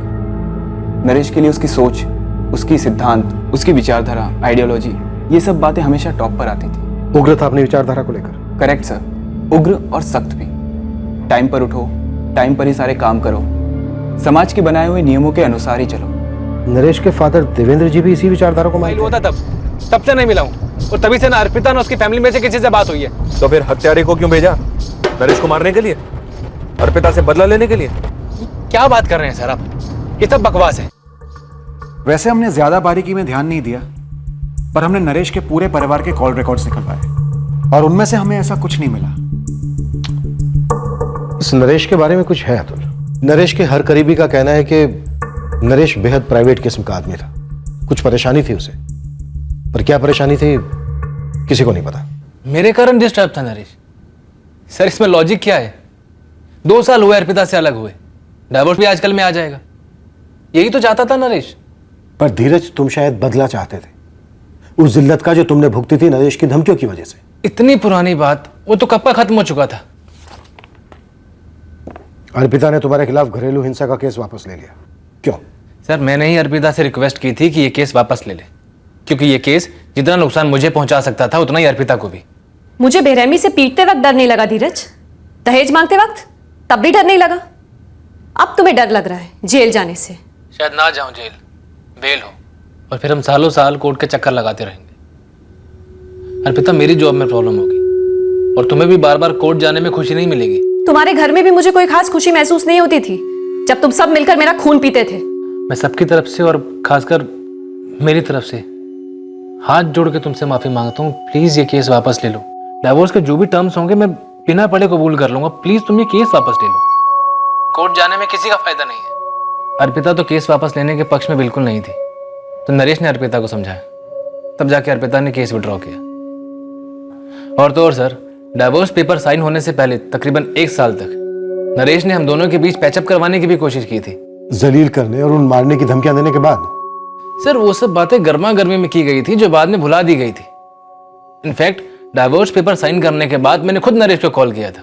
जो ये सब कुछ हुआ उसके लिए माफी मांगी और उसकी कोशिशों के लिए मैंने उसे थैंक यू भी कहा था। ये सब हो जाने के बाद मैं क्या मारूंगा उसे सर, और क्यों मारूंगा? भाई बहन के बीच कोई प्रॉपर्टी का मसला, नरेश की उग्र विचारधारा, या फिर सर फादर देवेंद्र का कोई मसला हो? या शायद ये वाकई में पॉलिटिकल की नहीं है। रमाकांत दीक्षित की थ्योरी कि प्रदीप सिंह ने खुद अपनी पार्टी के कार्यकर्ता नरेश को मरवा दिया ताकि प्रोग्रेसिव फ्रंट और रमाकांत दीक्षित पर ब्लेम आ जाए। ये दोनों पार्टियां, इनकी दुश्मनी बरसों की है। इनकी विचारधाराएं आपस में भिड़ती आई है और इनके कार्यकर्ता भी। खून पहले भी बह चुका है। अर्पिता जी, आपके फादर देवेंद्र जी की कोई प्रॉपर्टी, कोई पुश्तैनी जायदाद जिसे लेकर आपके और आपके भाई नरेश के बीच कोई अनबन थी? पर्सनल फ्रंट पर प्रॉपर्टी का एंगल टटोला गया। अर्पिता से पूछताछ की। अच्छा देवेंद्र जी, आपने अपनी प्रॉपर्टी अपने दोनों और साथ ही पिता देवेंद्र और मां सुजाता की भी क्वेश्चनिंग हुई, इस उम्मीद से कि कम से कम कोई एक ऐसी लीड देगा जो पर्सनल एंगल थ्योरी का सुराग बनेगा। लेकिन ऐसा नहीं हुआ। हम हर मुमकिन एंगल टटोल रहे हैं, पर वह यह भी हो सकता है कि ये बंदा नरेश मॉर्निंग वॉक पर निकला, कोई चोरी या मोलेस्टेशन या ऐसा ही कुछ हो रहा था। इसने ऑब्जेक्शन किया, उसे रोकने की कोशिश की और गर्मा गर्मी में मर्डर हो गया। हो सकता है सर, हाल ही में एक रिक्शे वाले को सिर्फ इसलिए मार दिया गया क्योंकि उसने किसी को पब्लिक में टॉयलेट करने से रोका था। वो भी हो सकता है। और जहां तक हमें पता चला है, नरेश अग्रेसिव टाइप का था। और हमें क्राइम सीन पे से जो पत्थर मिला है उसका क्या, जिससे नरेश को बार बार मारा गया? शायद वो पत्थर अटैकर ने यहीं रास्ते से उठाया, लेकिन नरेश को तो डंडे से भी पीटा गया था, जो शायद रास्ते पर इत्तेफाक से किसी झड़प के कारण हुआ हो। ये हमलावर कौन थे, इसका राज इन्वेस्टिगेशन के पूरे 1 महीने बाद भी बना रहा। मॉर्निंग वॉकर से दोबारा से बात की गई, बार बार क्वेश्चनिंग हुई, साथ ही आसपास की सारी एस्टेब्लिशमेंट्स में भी क्वेश्चनिंग हुई, इस उम्मीद से कि कोई तो आगे आकर एक छोटा सा सुराग दे दे। अब पॉलिटिकल मर्डर होने की संभावना दोबारा से मजबूत लगने लगी, पर कोई ठोस सुराग हाथ नहीं लग रहा था जो किसी मास्टरमाइंड की तरफ इशारा कर सके। सर, फिलहाल दोनों पार्टीज अलग मसलों में बिजी हैं, टेंशन कम है शहर में, लेकिन केस वहीं 0 लेवल पर ही है। सर, हमें लगता है कि यह वाकई एक रैंडम सा अटैक था और हमलावरों की किस्मत अच्छी थी कि उन्हें किसी ने देखा नहीं। शायद ऐसा हुआ हो, लेकिन उन हमलावरों को अरेस्ट करना बेहद जरूरी है ऑफिसर्स, क्योंकि ये पॉलिटिकल पार्टीज के बीच की चिंगारी कभी बुझती नहीं है। पता नहीं कब पलटवार प्लान करेंगे ये जन जागृति पार्टी वाले। सर वैसे तो हर पर्सनल एंगल को टटोला गया है, लेकिन एक सवाल का जवाब अभी तक नहीं मिला है। कत्ल के 2-3 महीने पहले से नरेश इतना परेशान क्यों था?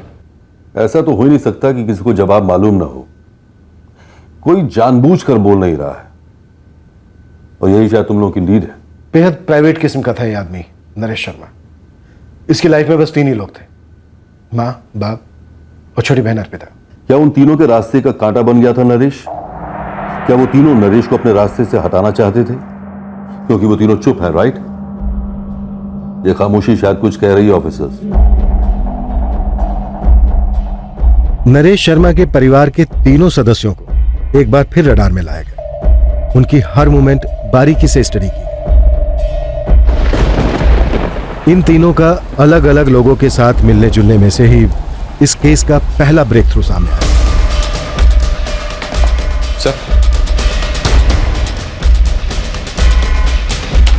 सर ये नरेश के बारे में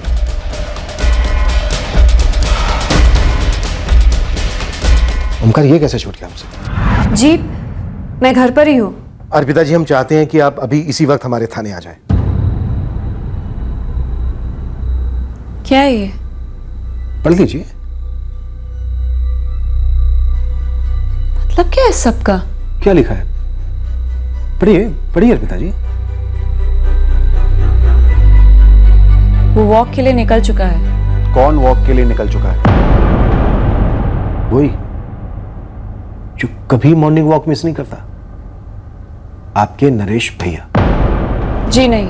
7 जुलाई को 6:35 पर यह मैसेज आपने चैट ऐप से विक्रम प्रसाद को भेजा, और हम जानते हैं ये विक्रम प्रसाद आपके स्कूल में एडमिन ऑफिसर है। जब तक नरेश शर्मा जिंदा था तब तक ये विक्रम अर्पिता को कभी घर ड्रॉप करने आता नहीं था। अब आता है बिंदास, इसीलिए मुझे लगा कुछ होगा शायद। एक्चुअली सर, अर्पिता के फोन रिकॉर्ड्स में विक्रम का नंबर दिखा तो था, लेकिन विक्रम का लिंक नरेश के मर्डर के साथ होगा तब ऐसा लगा नहीं था।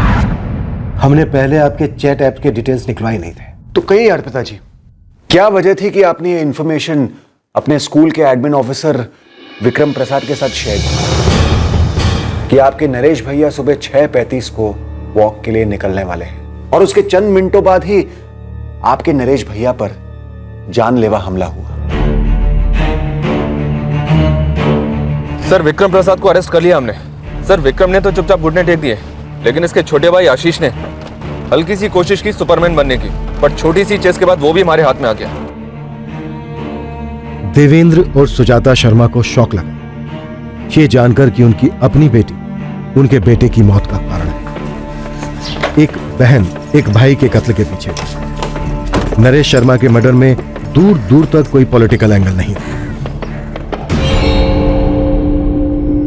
धीरज ने वादा किया है अर्पिता, फिर कभी हाथ नहीं उठाएगा तुम पर। अपनी गलतियों को सुधारना चाहता है वो। कितनी बार कहूं नरेश भैया, मुझे धीरज के साथ एक और सेकंड नहीं बिताना। डाइवोर्स के लिए फाइल कर रही हूं मैं।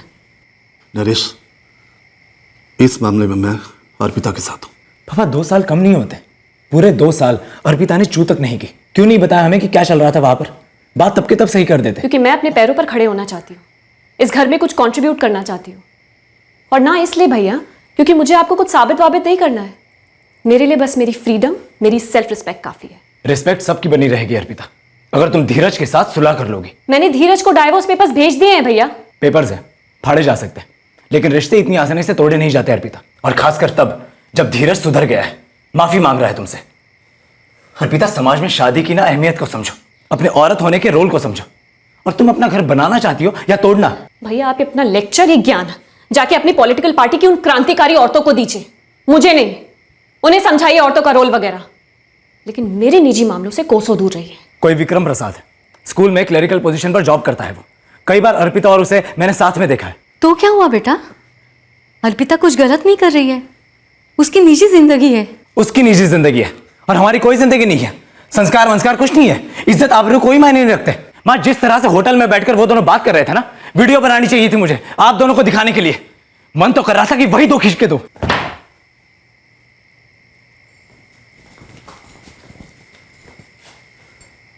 हाँ, मेरा और विक्रम का रिलेशन है। बेटा वो जूनियर क्लर्क है। मैं स्कूल टीचर हूं, मेरी अपनी डिग्निटी है। विक्रम की भी अपनी जॉब है, इसलिए उसकी भी अपनी इज्जत है। प्यार करता है वो मुझसे। धीरज अब भी तुम्हारा वेट कर रहा है अर्पिता। भैया इतना प्यार आता है धीरज पे तो आप खुद क्यों नहीं कर लेते उससे शादी? अर्पिता! भैया ये गर्मी आप सोशल मीडिया पर दिखाइए, मेरे सामने नहीं। जाकर डालिए कोई संस्कारी पोस्ट औरतों की पवित्रता पर, 2-4 लाइक्स भी मिल जाएंगे। वहां जाके लिखिए वुमेन एम्पावरमेंट, वुमेन सेफ्टी की बड़ी बड़ी बातें, क्योंकि रियल में तो आपका नेचर टोटल ऑपोजिट है। मैं जो भी हूं, लेकिन एक बात साफ साफ सुन लो, तुम आज के बाद तुम विक्रम से कभी नहीं मिलोगी। देखो बेटा, अगर तुम धीरज के... सॉरी पापा, सॉरी माँ, मुझे समझाने से पहले आप अपने बेटे को समझाइए। समझाइए कि ना इंटरफेयर किया करे मेरी लाइफ में, प्लीज। मैं तंग आ गई हूँ रोज रोज की रोक टोक से। प्लीज मुझे मेरी जिंदगी जीने दीजिए, प्लीज। नरेश भैया की शक्ल देखना भी बर्दाश्त नहीं हो रहा था मुझसे। जब मेरी शादी धीरज के साथ फिक्स हो रही थी, तब पापा चाहते थे कि मेरी मर्जी सबसे ऊपर हो। पापा चाहते थे कि मैं और धीरज मिले, अगर मुझे पसंद आए तो ही बात आगे बढ़े, लेकिन भैया से ये बर्दाश्त नहीं हो। बहुत हंगामा किया उन्होंने, कहा कि अर्पिता को मिलने की क्या जरूरत है, सब ठीक तो है, बस जल्दी से फिक्स कर दो। लेकिन जब मेरे और विक्रम के रिश्ते को तोड़ने पर तुल गए, कुछ टूट सा गया मेरे अंदर। बस बर्दाश्त नहीं कर पा रही थी मैं। तो इस मर्डर का प्लान 7 जुलाई से काफी पहले बना था? जी।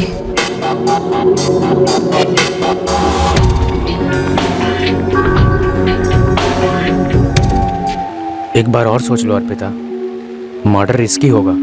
विक्रम, यही एक तरीका है भैया की दखल अंदाजी और उनकी दादागिरी से छुटकारा पाने का।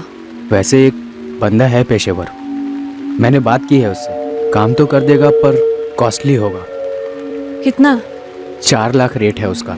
75,000 है मेरे पास, बाकी का मैं बाद में किश्तों में चुका दूंगी। और वैसे भी पापा शायद भैया के नाम के एफडीज मेरे नाम कर देंगे। मेरे पापा ने मुझे कभी इतना डोमिनेट नहीं किया जितना नरेश भैया ने। उनकी विचारधारा को हिला के रख देती थी मेरी आज़ादी। हमेशा मुझे ताना मारते रहते थे कि ये डाइवोर्स मेरी ज़िंदगी बर्बाद कर देगा। और जब मुझे विक्रम से प्यार हुआ, मैंने खुद उसे अपना लाइफ पार्टनर चुना, तो उनसे बर्दाश्त नहीं हुआ। इस विक्रम से तुम्हें सच में प्यार था या फिर अपने भैया को कुछ साबित करने के लिए ये सिर्फ एक मोहरा था? पता नहीं, शायद मोहरा था, शायद प्यार था। प्यार तो बिल्कुल नहीं था, और मोहरा तुम बनाई गई अर्पिता। इस विक्रम ने किसी पेशेवर से बात नहीं की थी तुम्हारे नरेश भैया को मारने के लिए, बल्कि इस विक्रम ने, इसके छोटे भाई आशीष ने मिलकर मारा तुम्हारे नरेश भैया को। और जो पैसे तुमने दिए थे विक्रम को, वो पैसे ये एक फ्लैट में इन्वेस्ट करने जा रहा था। कसम से बोल रहा हूं सर, कोई सुपारी किलर नहीं था। मैंने और आशीष ने मिलकर ही अर्पिता के भाई नरेश को मारा था। हे आशीष, बोलना। अर्पिता तुम्हारे साथ रहने के लिए अपने भाई को मरवाना चाहती थी और तुमने उसी को धोखा दिया। मुझे नहीं लगता अर्पिता सिर्फ मेरे साथ रहने के लिए अपने भाई को मरवाना चाहती थी। हाँ, वो अपने आप को अपने भाई की रोक टोक से फ्री करना चाहती थी, और मुझे मौका मिला थोड़े पैसे बनाने का। ये कहना था विक्रम का कि वो भी सीरियस नहीं था तुम्हारे लिए। पर तुम्हें ऐतराज ना हो तो एक सवाल पूछूं। तुम एक बुरी शादी से बाहर निकली, सही किया, अपने पैरों पर खड़ी हुई, बहुत सही किया। फिर ये इतनी बेवकूफी वाला कदम क्यों उठा बैठी? अपने पिता का घर छोड़कर अपना खुद का नया घर बना सकती थी, विक्रम के साथ या फिर उसके बिना। घर बदलने से क्या रिश्ता बदलता सर? क्या गारंटी थी इसकी कि वो मेरे नए घर आके कोई रोक टोक नहीं करते? एक नंबर के दोगले आदमी थे वो सिग्नेचर कैंपेन्स, मोमबत्ती वाले मोर्चे, औरतों पर हुए जुल्मों पर आक्रोश, सिर्फ सोशल मीडिया और प्रेस के लिए थी ये सारी बातें। लेकिन असल जिंदगी में बहुत छोटे दिल और बड़े ईगो वाले थे नरेश भैया। देवेंद्र जी, सुजाता जी, दोनों बहन भाई के बीच के मतभेद को लेकर आप दोनों के मुंह से एक शब्द तक नहीं निकला। हमें लगा हर घर की कहानी है ये, कहानी मोड़ लेगी हमने कभी सोचा भी नहीं था। हमने तो हमेशा दोनों को बराबर प्यार किया, कभी भेदभाव नहीं किया।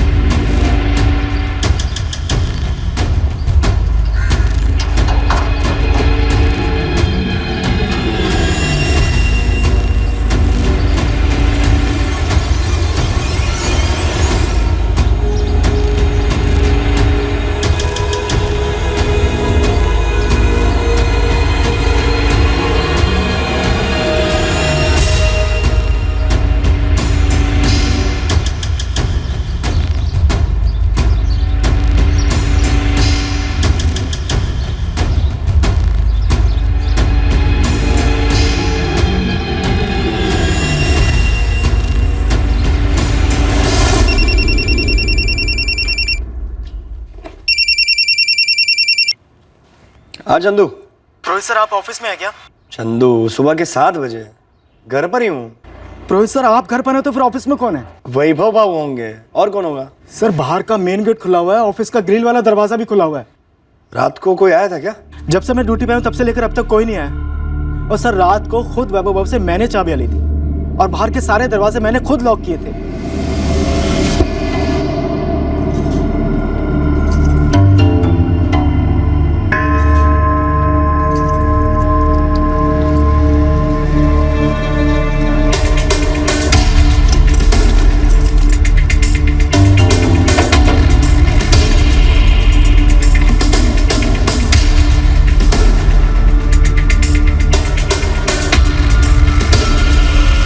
सर दरवाजों के ताले कुंडियों पर लटके हुए हैं। जा तू अंदर जाके देख तो, सब कुछ ठीक तो है? सर मैं अंदर जा ही नहीं सकता, वो ऑफिस के ग्रिल वाले दरवाजे के बाद वाला दरवाजा बंद है। तूने खोल के देखा?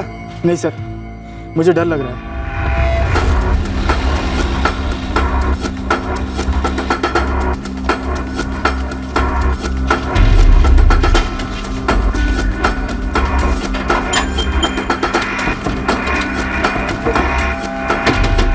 वैभव बाबू रोज इस वक्त उठकर आ जाते हैं खिड़की पर।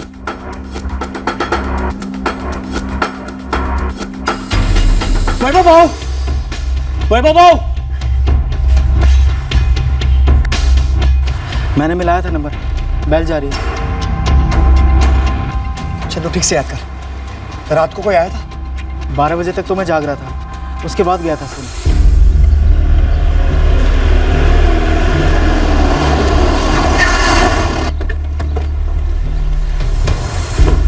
यस सर, मैं राहुल पुरोहित, मैनेजर जेडी डिस्ट्रीब्यूटर्स। मैंने ही फोन किया था सर। वो हमारे अकाउंटेंट वैभव पवार जॉब ही नहीं दे रहे, फोन भी नहीं उठा रहे सर। आपने अंदर जाकर देखा? नहीं सर, अंदर से दरवाजा लॉक है और बाहर के दरवाजे के लॉक खुले हुए हैं।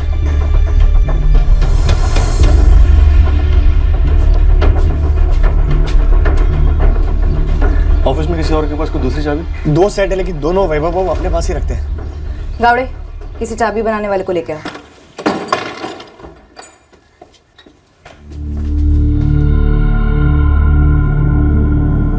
सर वैभव बाबू का कमरा ऊपर है, फर्स्ट फ्लोर पर। तुम्हारे अकाउंटेंट वैभव पवार यहीं रहते हैं? जी मैडम, हमारे सेट ने ऊपर ही एक कमरा बनवा कर दिया है, उस तरफ।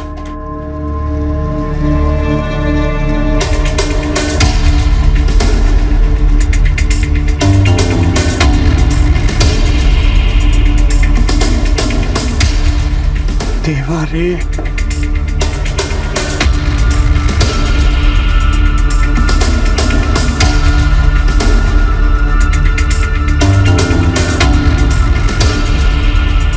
ये कवर्ड में जो लॉकर है, कैश होता है इसमें?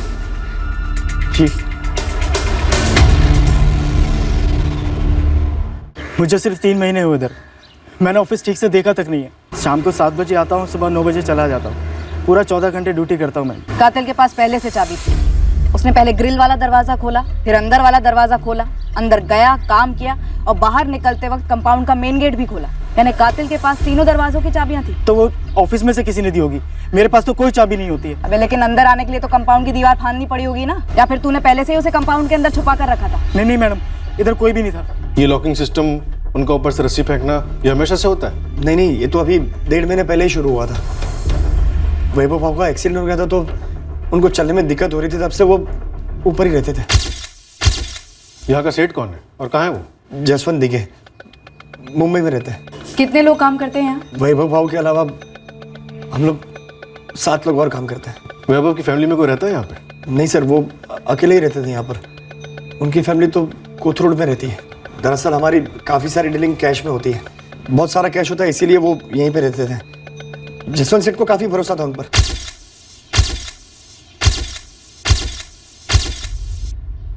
कुछ लॉजिक बन नहीं रहा है। चंद्रकांत बाहर बैठता है, चाबियों के 2 सेट हैं जो अंदर वैभव पवार के पास थे। कौन अंदर आया और कैसे, और कांड करके बाहर भी निकल गया? समझ में नहीं आ रहा सर, चाबी किसी और के पास कैसे आ सकती है? तेरा ही नाम लिख कर गया है वो दीवार पे, राहुल। क्यों, कैसे, मेरी समझ में नहीं आ रहा सर। लॉकर में कितना कैश था? कैश था, लेकिन कितने थे मुझे नहीं पता। वो वैभव बाबू की असिस्टेंट मोहिनी को पता होगा। कुल मिलाकर 9 वार हुए चाकू से। लड़ने की कोई गुंजाइश नहीं थी। एक हाथ और एक पैर में फ्रैक्चर थे। अचानक हमला हुआ होगा। भयंकर वार, 9 बार। कातिल को विक्टिम पे काफी गुस्सा रहा होगा। बिल्कुल। इतने घातक हमले के बाद भी इस वैभव पवार में कुछ जान बाकी रही होगी, जो खुद को घसीटकर दीवार पर नाम लिखा। फॉरेंसिक ने दीवार पर लिखे लेटरिंग वाले ब्लड का सैंपल टेस्ट किया। वैभव पवार का ही ब्लड है। खुद को घसीटकर लिखा, जाहिर है कातिल के जाने के बाद ही हुआ होगा, हमले और लूट के बाद।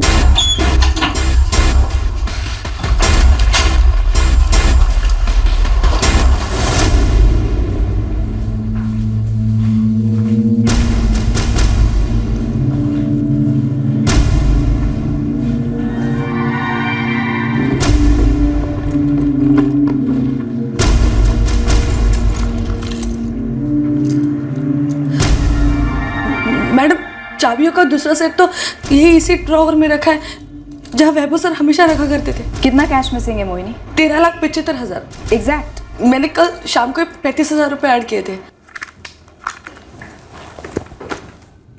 अब वैभव सर, ये शंभू स्टोर का अक्टूबर का हिसाब है 35,000। हाँ, ये लो, ये लॉकर में रखो।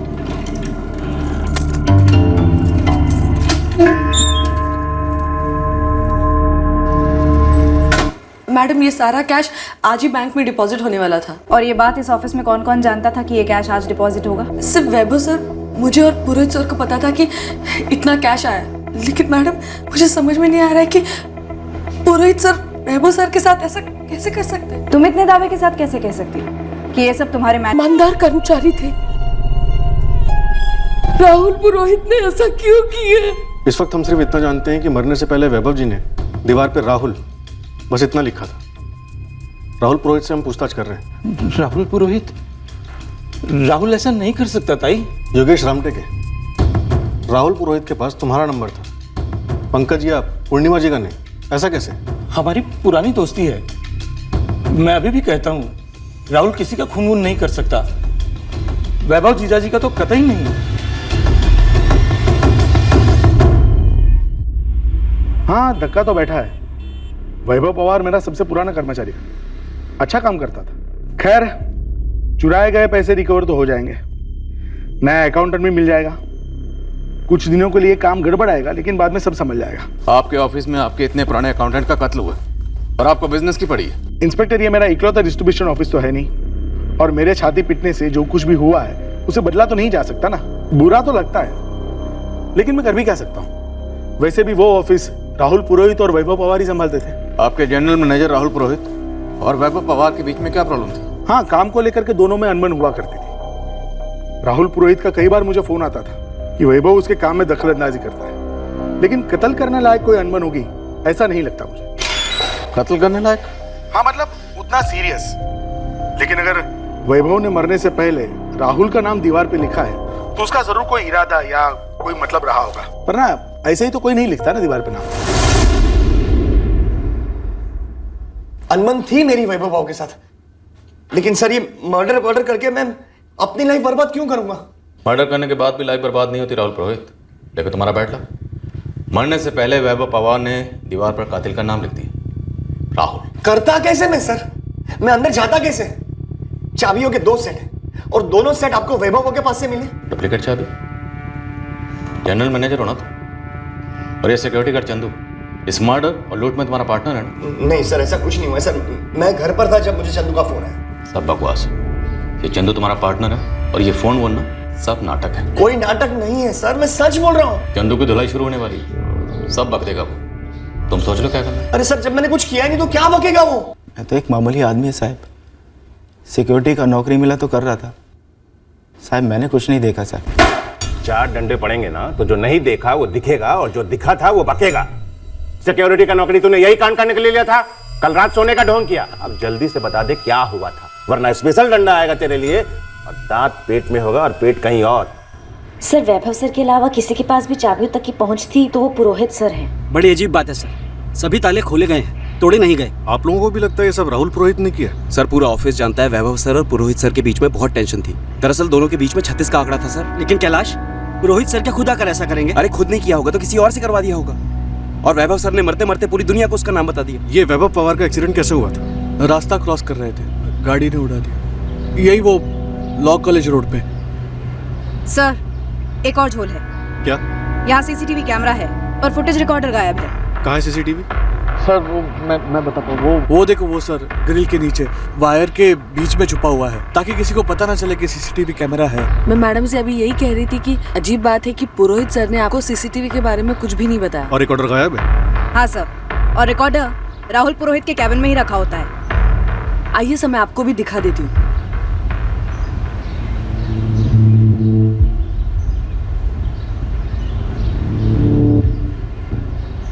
अमर, इतने पैसे थे, ये मोहिनी को 100% पता होगा। तो पैसे की बात छोड़ो अनीता, लेकिन ये पुरोहित सर ने सीसीटीवी कैमरा के बारे में बताया कैसे नहीं? कैलाश सर, एक बात करनी थी। हाँ बोल। वो कुलकर्णी भाव का फोन आया था। कुलकर्णी है कहाँ हो? अभी तक आए नहीं है। सब सीसीटीवी रिकॉर्डर हमेशा यही होता है, लेकिन अब नहीं है। पूरी प्लानिंग के साथ मर्डर किया गया आप लोगों के ऑफिस में।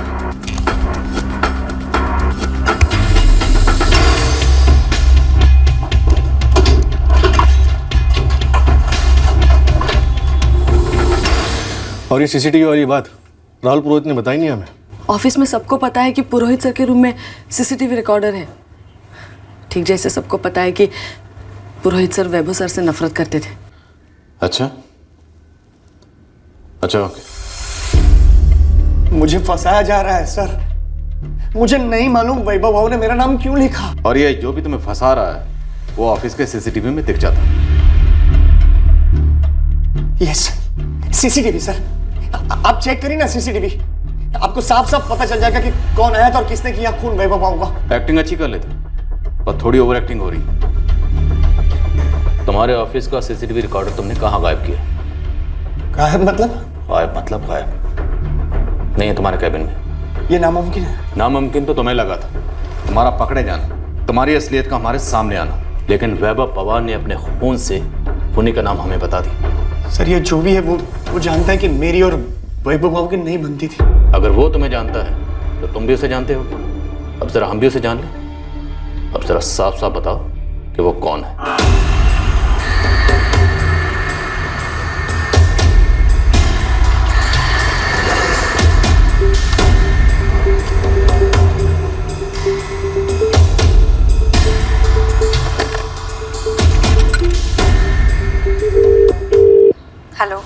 हेलो शांता, सुन ध्यान से मेरी बात।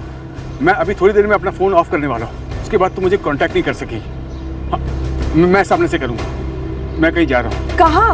और आपकी आवाज़ इतनी परेशान से क्यों लग रही है? अरे क्योंकि मैं परेशान हूँ। अब कुछ मत पूछ, मैं सामने से फ़ोन करूँगा तुझे, ठीक है? तू ख्याल रख रहा अपना। हेलो।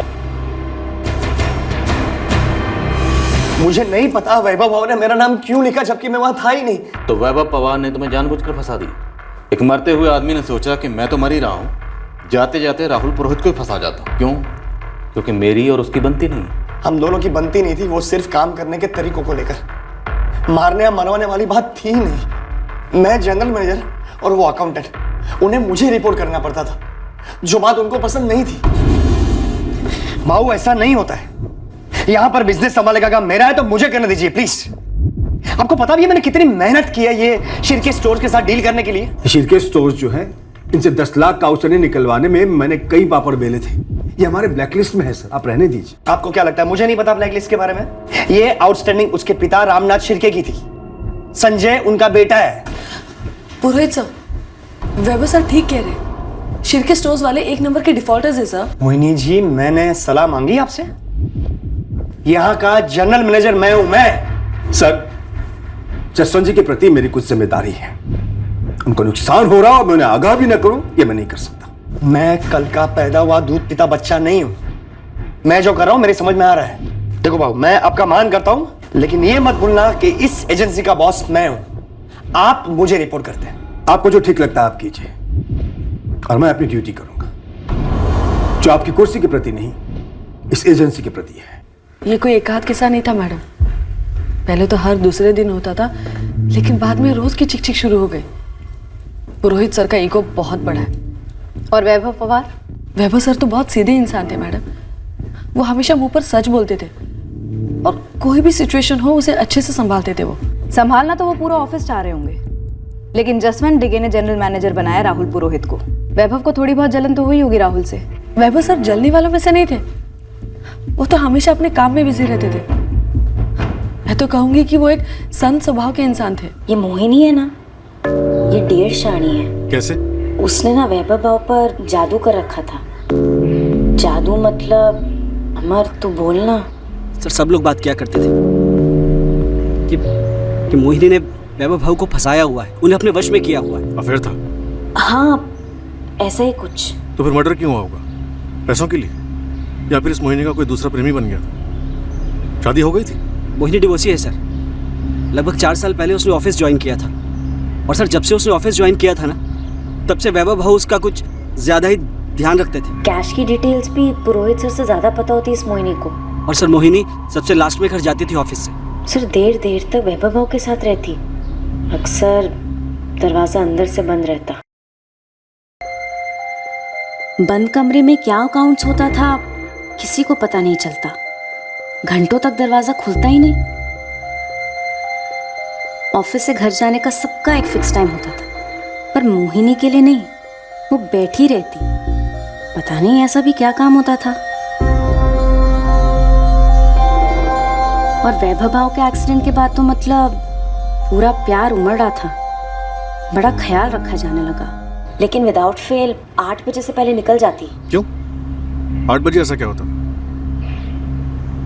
अनीता, अमर, क्या होता था 8 बजे? 8 साढ़े 8 बजे वैभव भाव के घर से खाना आया करता था।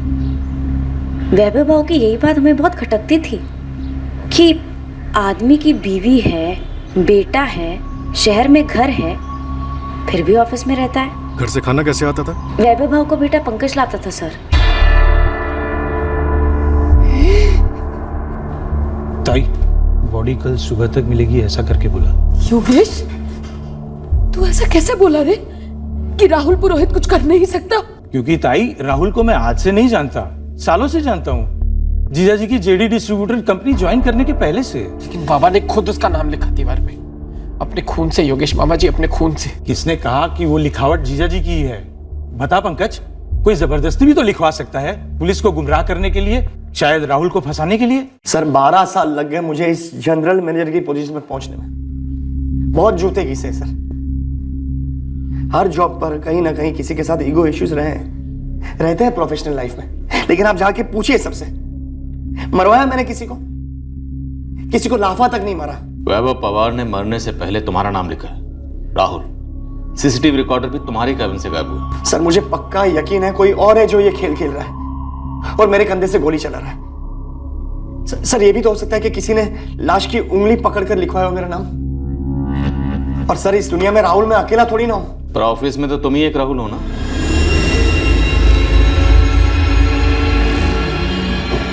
एक सेकंड सर, हमारी ऑफिस में एक और राहुल है। क्या? लेकिन अजीब बात है, किसी ने ऑफिस में आप लोगों को बताया नहीं। हो सकता है ना सर, जैसे मैं आपको सीसीटीवी के बारे में बताना भूल गया, वैसे ही ऑफिस में सब लोग आपको राहुल कुलकर्णी के बारे में बताना भूल गए। कौन है ये राहुल कुलकर्णी? हमारा ट्रांसपोर्ट इंचार्ज राहुल कुलकर्णी। ये तुम अब बता रहे हो दीपक? इतनी बड़ी बात? मैडम, मैंने कैलाश सर को बताया था कि कुलकर्णी भाऊ ऑफिस नहीं आए हैं, और ऑफिस में सब उनको कुलकर्णी भाऊ बुलाते हैं, कोई उनको राहुल नहीं बुलाता। लेकिन उनका भी नाम राहुल है। तो इस राहुल कुलकर्णी ने सिर्फ फोन किया, वो ऑफिस आया ही नहीं? नहीं आया मैडम, शायद आप लोगों को बाहर देखकर उन्होंने मुझे कॉल किया होगा।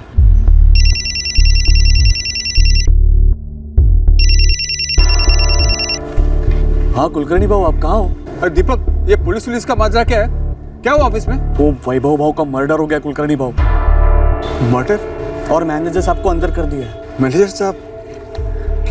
क्यों मतलब? अरे एक तो उनका आपसी खुन्नस तो था ही, और ऊपर से वैभव भाऊ ने मरने से पहले अपने खून से दीवार पर राहुल लिख दिया।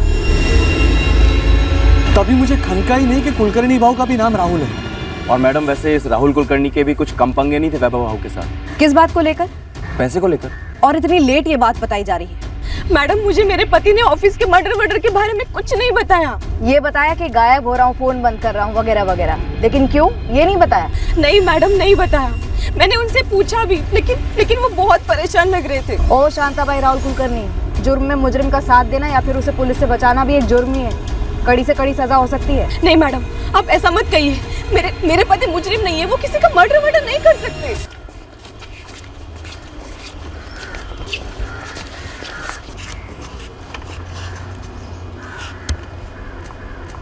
राहुल कुलकर्णी पे रेड अलर्ट इशू कर दिया है। मैनेजर राहुल पुरोहित पे नजर रखो, क्लीन चिट नहीं दे सकते उसे। हो सर सर एक और एंगल सामने आया। मोहिनी काले और वैभव पवार का अफेयर ऑफिस वालों से पता चला। कुछ है इस एंगल में? मर्डर की वजह? सर मोहिनी की तरफ से तो नहीं, लेकिन वैभव पवार की फैमिली की तरफ से हो सकता है। कौन?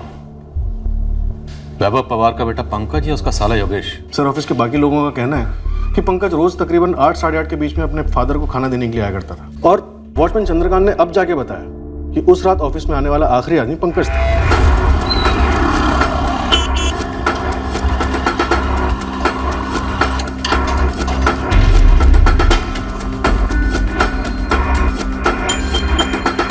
जी साहब, पंकज सबसे आखिर में आया था।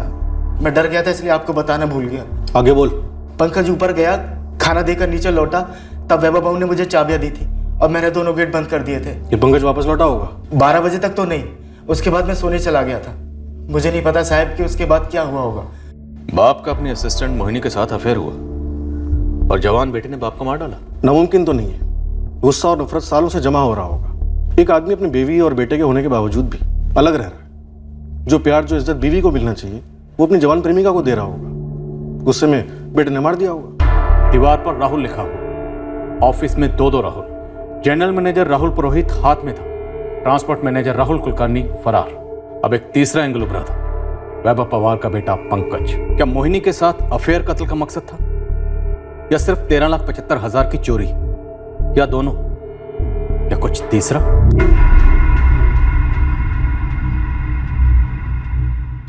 सर, चुराए गए पैसों के लिए शांता कुलकर्णी के घर की तलाशी ली गई, लेकिन कुछ नहीं निकला।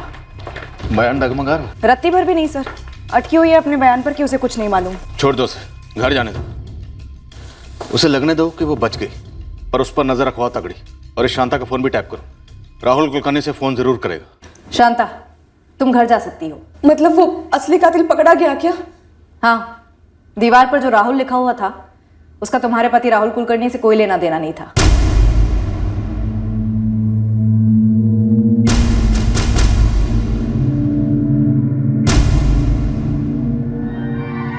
हाँ सर, गया था मैं उस रात बाबा को खाना देने। करीबन 8 बजे थे। पिछले 1.5 महीने से रोज जाता था। वो बाबा को हाथ पैर में फ्रैक्चर हुआ था, पहले भी कई बार गया हूँ मैं। तो ऑफिस के सभी गेट्स की चाबियां भी रही होंगी तेरे पास। तेरे बाबा के पास चाबियों के 2 सेट थे, तेरे पास भी चाबियां होंगी। नहीं सर, आप कहना क्या चाहते हो? मैंने मारा मेरे बाबा को? मोहिनी के साथ तुम्हारे बाबा के अफेयर को लेकर रंजिश तो रही होगी पक्का? बाबा का अफेयर उनके असिस्टेंट मोहिनी के साथ? असिस्टेंट मोहिनी के अलावा ऑफिस में कोई दूसरी मोहिनी भी है?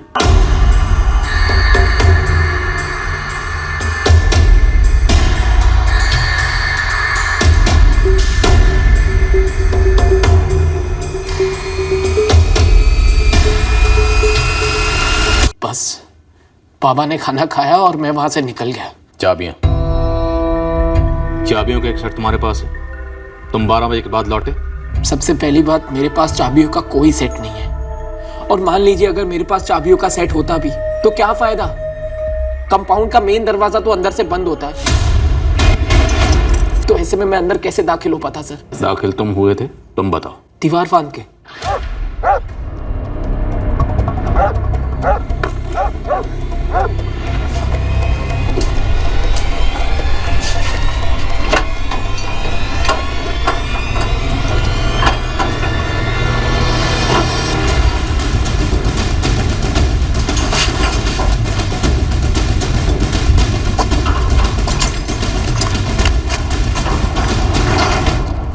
ऐसे ही दाखिल हुए थे ना?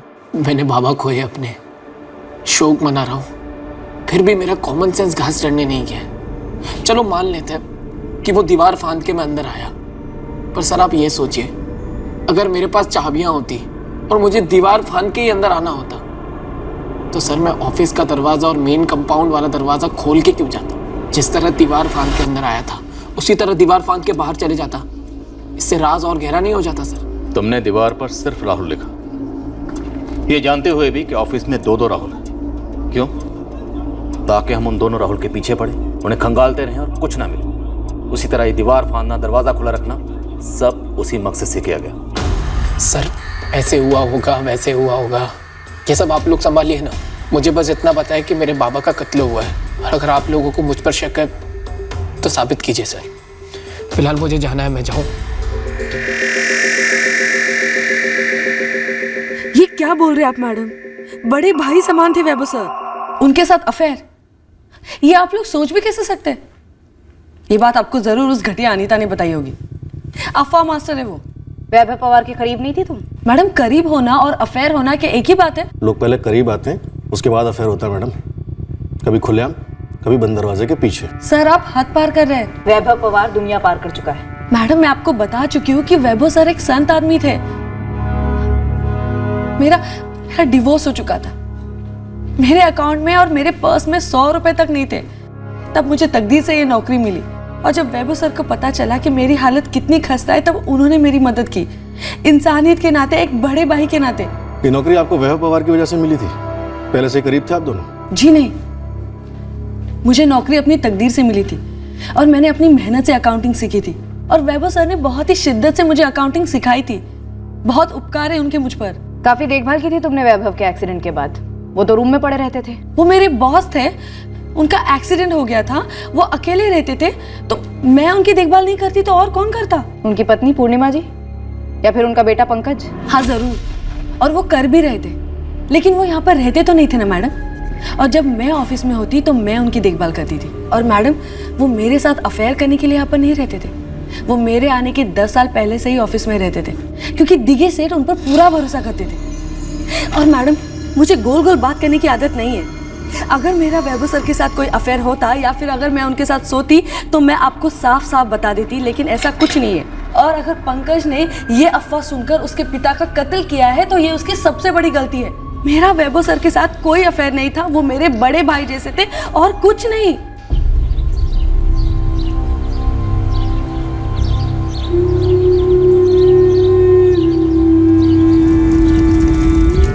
पंकज पवार हमारे रडार पर था। राहुल पुरोहित को अब तक क्लीन चिट नहीं दी थी हमने। योगेश शांटेके पर भी हमारा शक बना रहा। वो वैभव पवार का साला भी था और राहुल पुरोहित का दोस्त भी था। क्राइम सीन पर लिखा गया राहुल, क्या ये वैभव पवार ने खुद लिखा था या कातिल ने हमें गुमराह करने के लिए लिखा था? इस पर अभी कोई लीड हमारे सामने नहीं आई थी।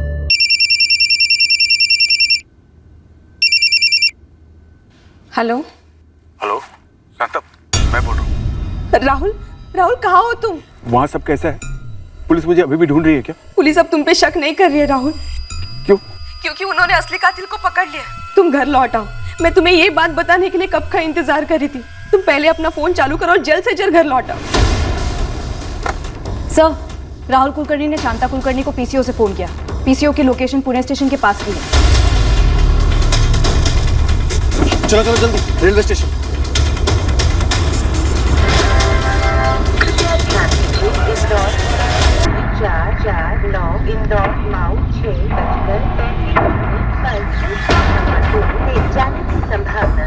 साहब मैं भाग नहीं रहा था साहब, मैं घर वापस लौट रहा था साहब। तेरी घर वापसी के लिए आया है, ऐसा लौटाएंगे तुझे फिर कभी घर नहीं छोड़ेगा।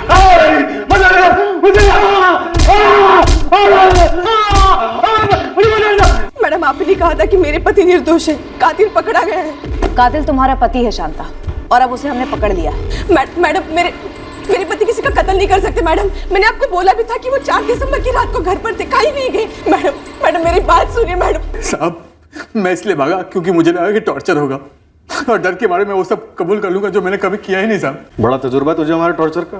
पहले भी कई बार अंदर गया होगा, हिस्ट्री रही है तेरी? नहीं साहब, अब किसी से भी पूछ लीजिए मेरे बारे में। मैं जेडी ऑफिस में सिर्फ ट्रांसपोर्ट का काम संभालता हूँ। आज तक एक पैसे का झोल नहीं गया साहब, कोई मुझे फंसा रहा है साहब। ये बताओ डुप्लीकेट चाबी कहाँ से बनवाई, कब बनवाई? कौन सी डुप्लीकेट चाबी साहब? कंपाउंड के गेट की चाबी, ग्रिल वाले दरवाजे की चाबी, ग्रिल वाले दरवाजे के बाद के दरवाजे की चाबी। मैं कोई चाबी नहीं बनवाई साहब। अरे वैभव भाव ने कभी मुझे कोई चाबी नहीं दी साहब। फिर भी शातिर क्रिमिनल की तरह फोन स्विच ऑफ किया, अंडरग्राउंड रहा। टॉर्चर की डर से साहब। लेकिन आप मुझे मारिए मत साहब, मैं सब कुछ कबूल करता हूँ साहब। मैंने खून किया साहब, मैंने खून किया, मैंने पैसे चुराए साहब। और वैभव पवार ने दीवार पर तेरा ही नाम लिखा। हाँ वो भी साहब, वो भी। वैभव भाव मुझे कुलकर्णी के नाम से बुलाते थे और राहुल पुरोहित को पुरोहित सर का भी बुलाते थे। तो बड़ी अजीब बात है साहब कि उन्होंने दीवार पर राहुल लिख दिया साहब। क्या कह रहा तुम? सब कोई मुझे फंसा रहा है। तो वैभव भाव ने दीवार पर नहीं लिखा होगा साहब। सारा ऑफिस मुझे कुलकर्णी के नाम से बुलाता है साहब। राहुल तो कोई बुलाता ही नहीं है और वैभव भाव तो कभी भी नहीं, बिल्कुल नहीं। अब मैं कल पूरा दिन यही सोचता रहा कि कौन हो सकता है। तो फिर बता, पूरा दिन क्या सोचा, कौन हो सकता? साहब मुझे नहीं पता साहब, मैं आपको सच बोल रहा हूँ, मैंने कुछ नहीं किया, मुझे फंसाया जा रहा है साहब। सर कुलकर्णी बात तो सही कह रहा है। वैभव भाव राहुल कुलकर्णी को सिर्फ कुलकर्णी करके बुलाते और राहुल पुरोहित को पुरोहित सर करके बुलाते। ऑफिस के बाकी सब। हो मैडम, बात तो सही है। पुरोहित सर और कुलकर्णी यही कहकर बुलाते थे। सर फॉरेंसिक टीम का कहना है कि घायल हालत में की गई लिखाई ओरिजिनल लिखाई से मैच नहीं हो सकती। और सर वैभव पवार जब दोनों राहुलों को राहुल बुलाते नहीं थे तो लिखेंगे क्यों? पॉइंट तो है सर। तो हो सकता है कि कातिल को यह बात पता कि वैभव पवार की इन दोनों राहुलों से अनबन थी, इसलिए उसने पहले कत्ल किया, फिर वैभव पवार की उंगली से उन्हीं के खून से दीवार पर लिख दिया राहुल, ताकि बाकी दुनिया और हम गुमराह हो जाए और पड़े रहे इन दोनों राहुलों के पीछे। सर राहुल नाम के दोनों लोगों के अलावा हम फिर से अपने तीसरे संदिग्ध पर पहुंच गए हैं, वैभव का बेटा पंकज पवार। अगर पंकज को अपने पिता से सिर्फ गुस्सा होता तो पैसे नहीं छूता। सर हो सकता है इस कत्ल का मोटिव सिर्फ चोरी हो। 13,75,000 रुपए कम नहीं होते। ऑफिस में सभी एम्प्लॉयज को हमें स्कैनर पर डालना चाहिए क्योंकि सभी को दोनों राहुल और वैभव पवार के बीच की दुश्मनी का पता था।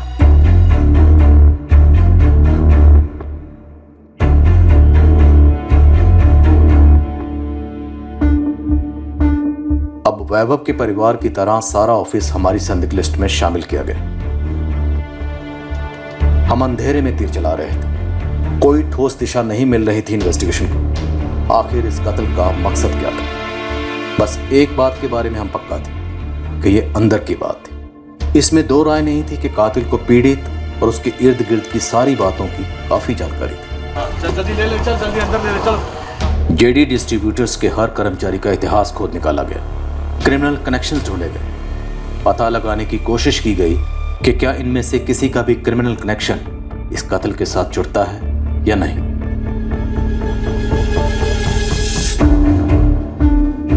हमारा सबसे गहरा शक उस वक्त पीड़ित के बेटे पंकज पवार पर था, पर हम उसके खिलाफ या अन्य किसी भी संदिग्ध के खिलाफ कुछ ठोस साबित नहीं कर पाए। सर दोनों राहुल और पंकज की फोन लोकेशंस उनके घर की हैं, 4 नवंबर की रात से लेके 5 नवंबर की सुबह तक। राहुल दीवार पर राहुल लिखकर छोड़ा गया, चाबियां इस्तेमाल हुई, सीसीटीवी रिकॉर्डर गायब है। ये किसी राह चलते या बाहर वाले चोर का काम नहीं है। Sir watchman Chandu 3rd degree के बाद भी अपने बयान पे टिका हुआ है और सर मुझे लगता है वो सच बोल रहा है। सबसे बड़ा सच ये है कि कातिल उसी ऑफिस का है, उसी ऑफिस के 6-7 कर्मचारियों में, उसी ऑफिस के दरवाजे, ताले और चाबियों में कहीं इस केस का राज छुपा है। कदम, हम कोई अहम कड़ी मिस कर रहे हैं।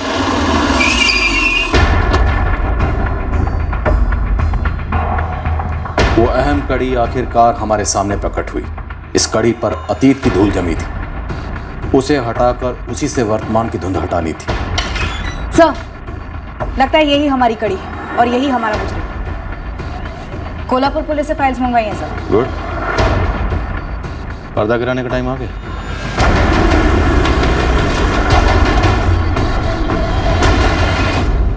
दीपक चितले।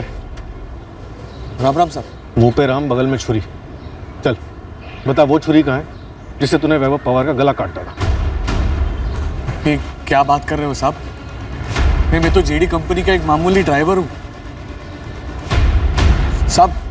मुझे लग रहा है कि कोई मेरे कंधे पे रख के घोड़ा दबा रहा है। फिर हमें वो कंधा दिखा, नहीं तो हम तेरा टेटुआ दबा देंगे। चलो सर क्या बोल रहे हैं? अरे भाऊ ऐका तर खरी, सर मी खरंच सांगतो, मी काय नाही केलंय सर। अहो सर ने कि मेरे कुछ किया नहीं है तो।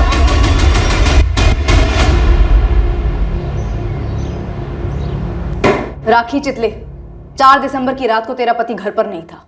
झूठ मत बोलना। वो तो नाइट ड्यूटी पर थे। वो जेडी एजेंसी में टेम्पो ड्राइवर है ना। वो कब लौटा? सुबह लौटे थे मैडम। हाँ मैडम, मेरे पति का वैभव साहब के कत्ल में कोई हाथ नहीं है। साहब कोई मुझे गलत फंसा रहा है। दीपक, तुमने जो चुराया था ना वो सीसीटीवी का बाहर वाला रिकॉर्डर था, लेकिन एक रिकॉर्डर अंदर की तरफ होता है, which is called internal recorder. क्या बोलते हैं? Internal recorder. मैंने कहा था ना, इसे नहीं पता होगा। नहीं सर, आप झूठ बोल रहे हैं।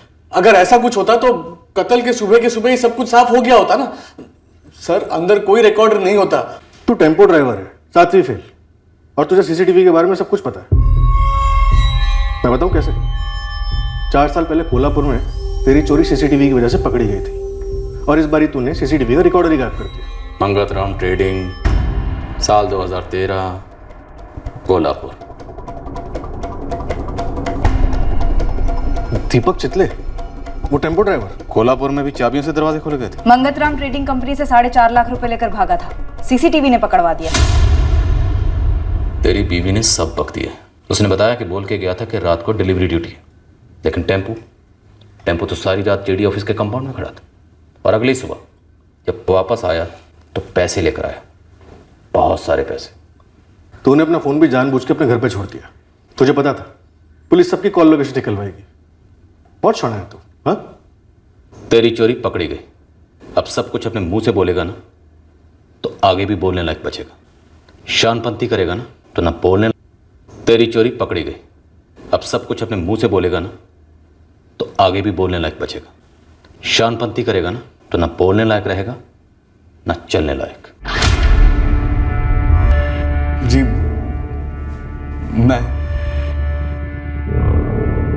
मैंने किया था साहब। वो तो हम जानते ही हैं। तो ये बता कि कैसे किया, और अंदर घुसा कैसे? घुसा नहीं था साहब, अंदर ही था, बाहर गया ही नहीं। मुझे सबका टाइमिंग मालूम था। मोहिनी सबसे लास्ट निकलती थी 7 और 8 बजे के बीच में। फिर 8 और 8:30 बजे के बीच में वैभव भाव का लड़का पंकज खाना लेकर आता था। मैंने पंकज के जाने का इंतजार किया।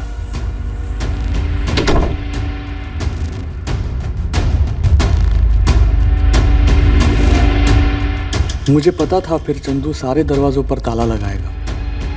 मैंने उसे वो करते हुए भी देखा। मुझे चंदू का प्रोग्राम भी पता था। वो 12 साढ़े 12 बजे तक ईमानदारी से बैठता और फिर अपने कैबिन में जाके सो जाता था। मैंने थोड़ी देर और इंतज़ार किया और फिर चला गया ऊपर।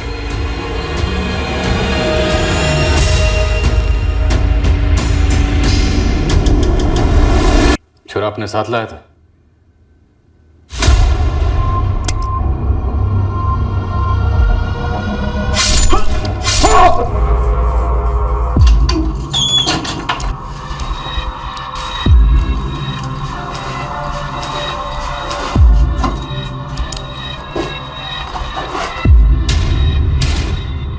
मुझे पता था कि सीसीटीवी का रिकॉर्डर पुरोहित सर के कमरे में होता है। बाहर कैसे निकला?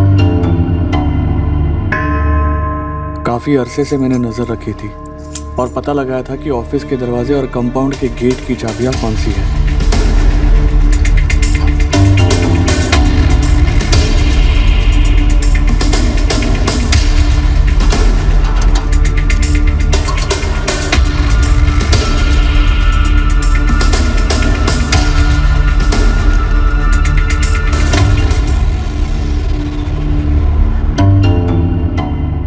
पैसे कहाँ हैं दीपक चितले?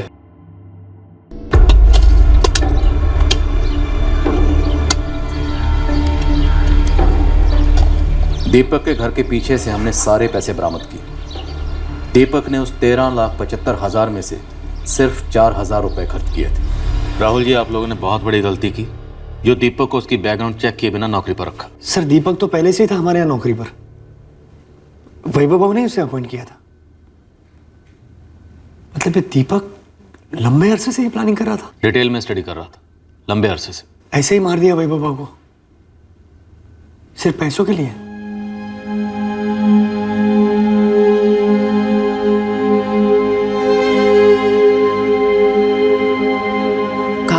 कि मैंने कभी तेरे बाबा पर कोई शक नहीं किया पंकज।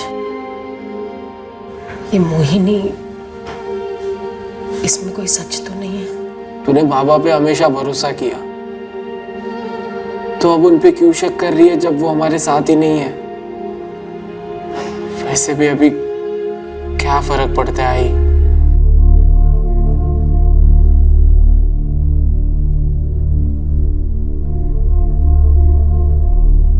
दरवाजा बंद सिर्फ कैश की काउंटिंग के लिए किया जाता था, और कैश इतना होता था कि घंटों लग जाते थे। अगली बार अगर आप लोगों को किसी के कैरेक्टर पे डाउट होना, और खास करके तुम्हें अनीता केलकर, तो अपने ख्यालों के सफेद घोड़ों से नीचे उतरो और हिम्मत करके बंदे और बंदी से सामने से पूछो। ही मन घड़त कहानी मत बनाओ। अगली बार अगर तुमने मेरा नाम खराब करने की कोशिश की ना अनीता, तो मैं तुम्हें जान से मार दूंगी।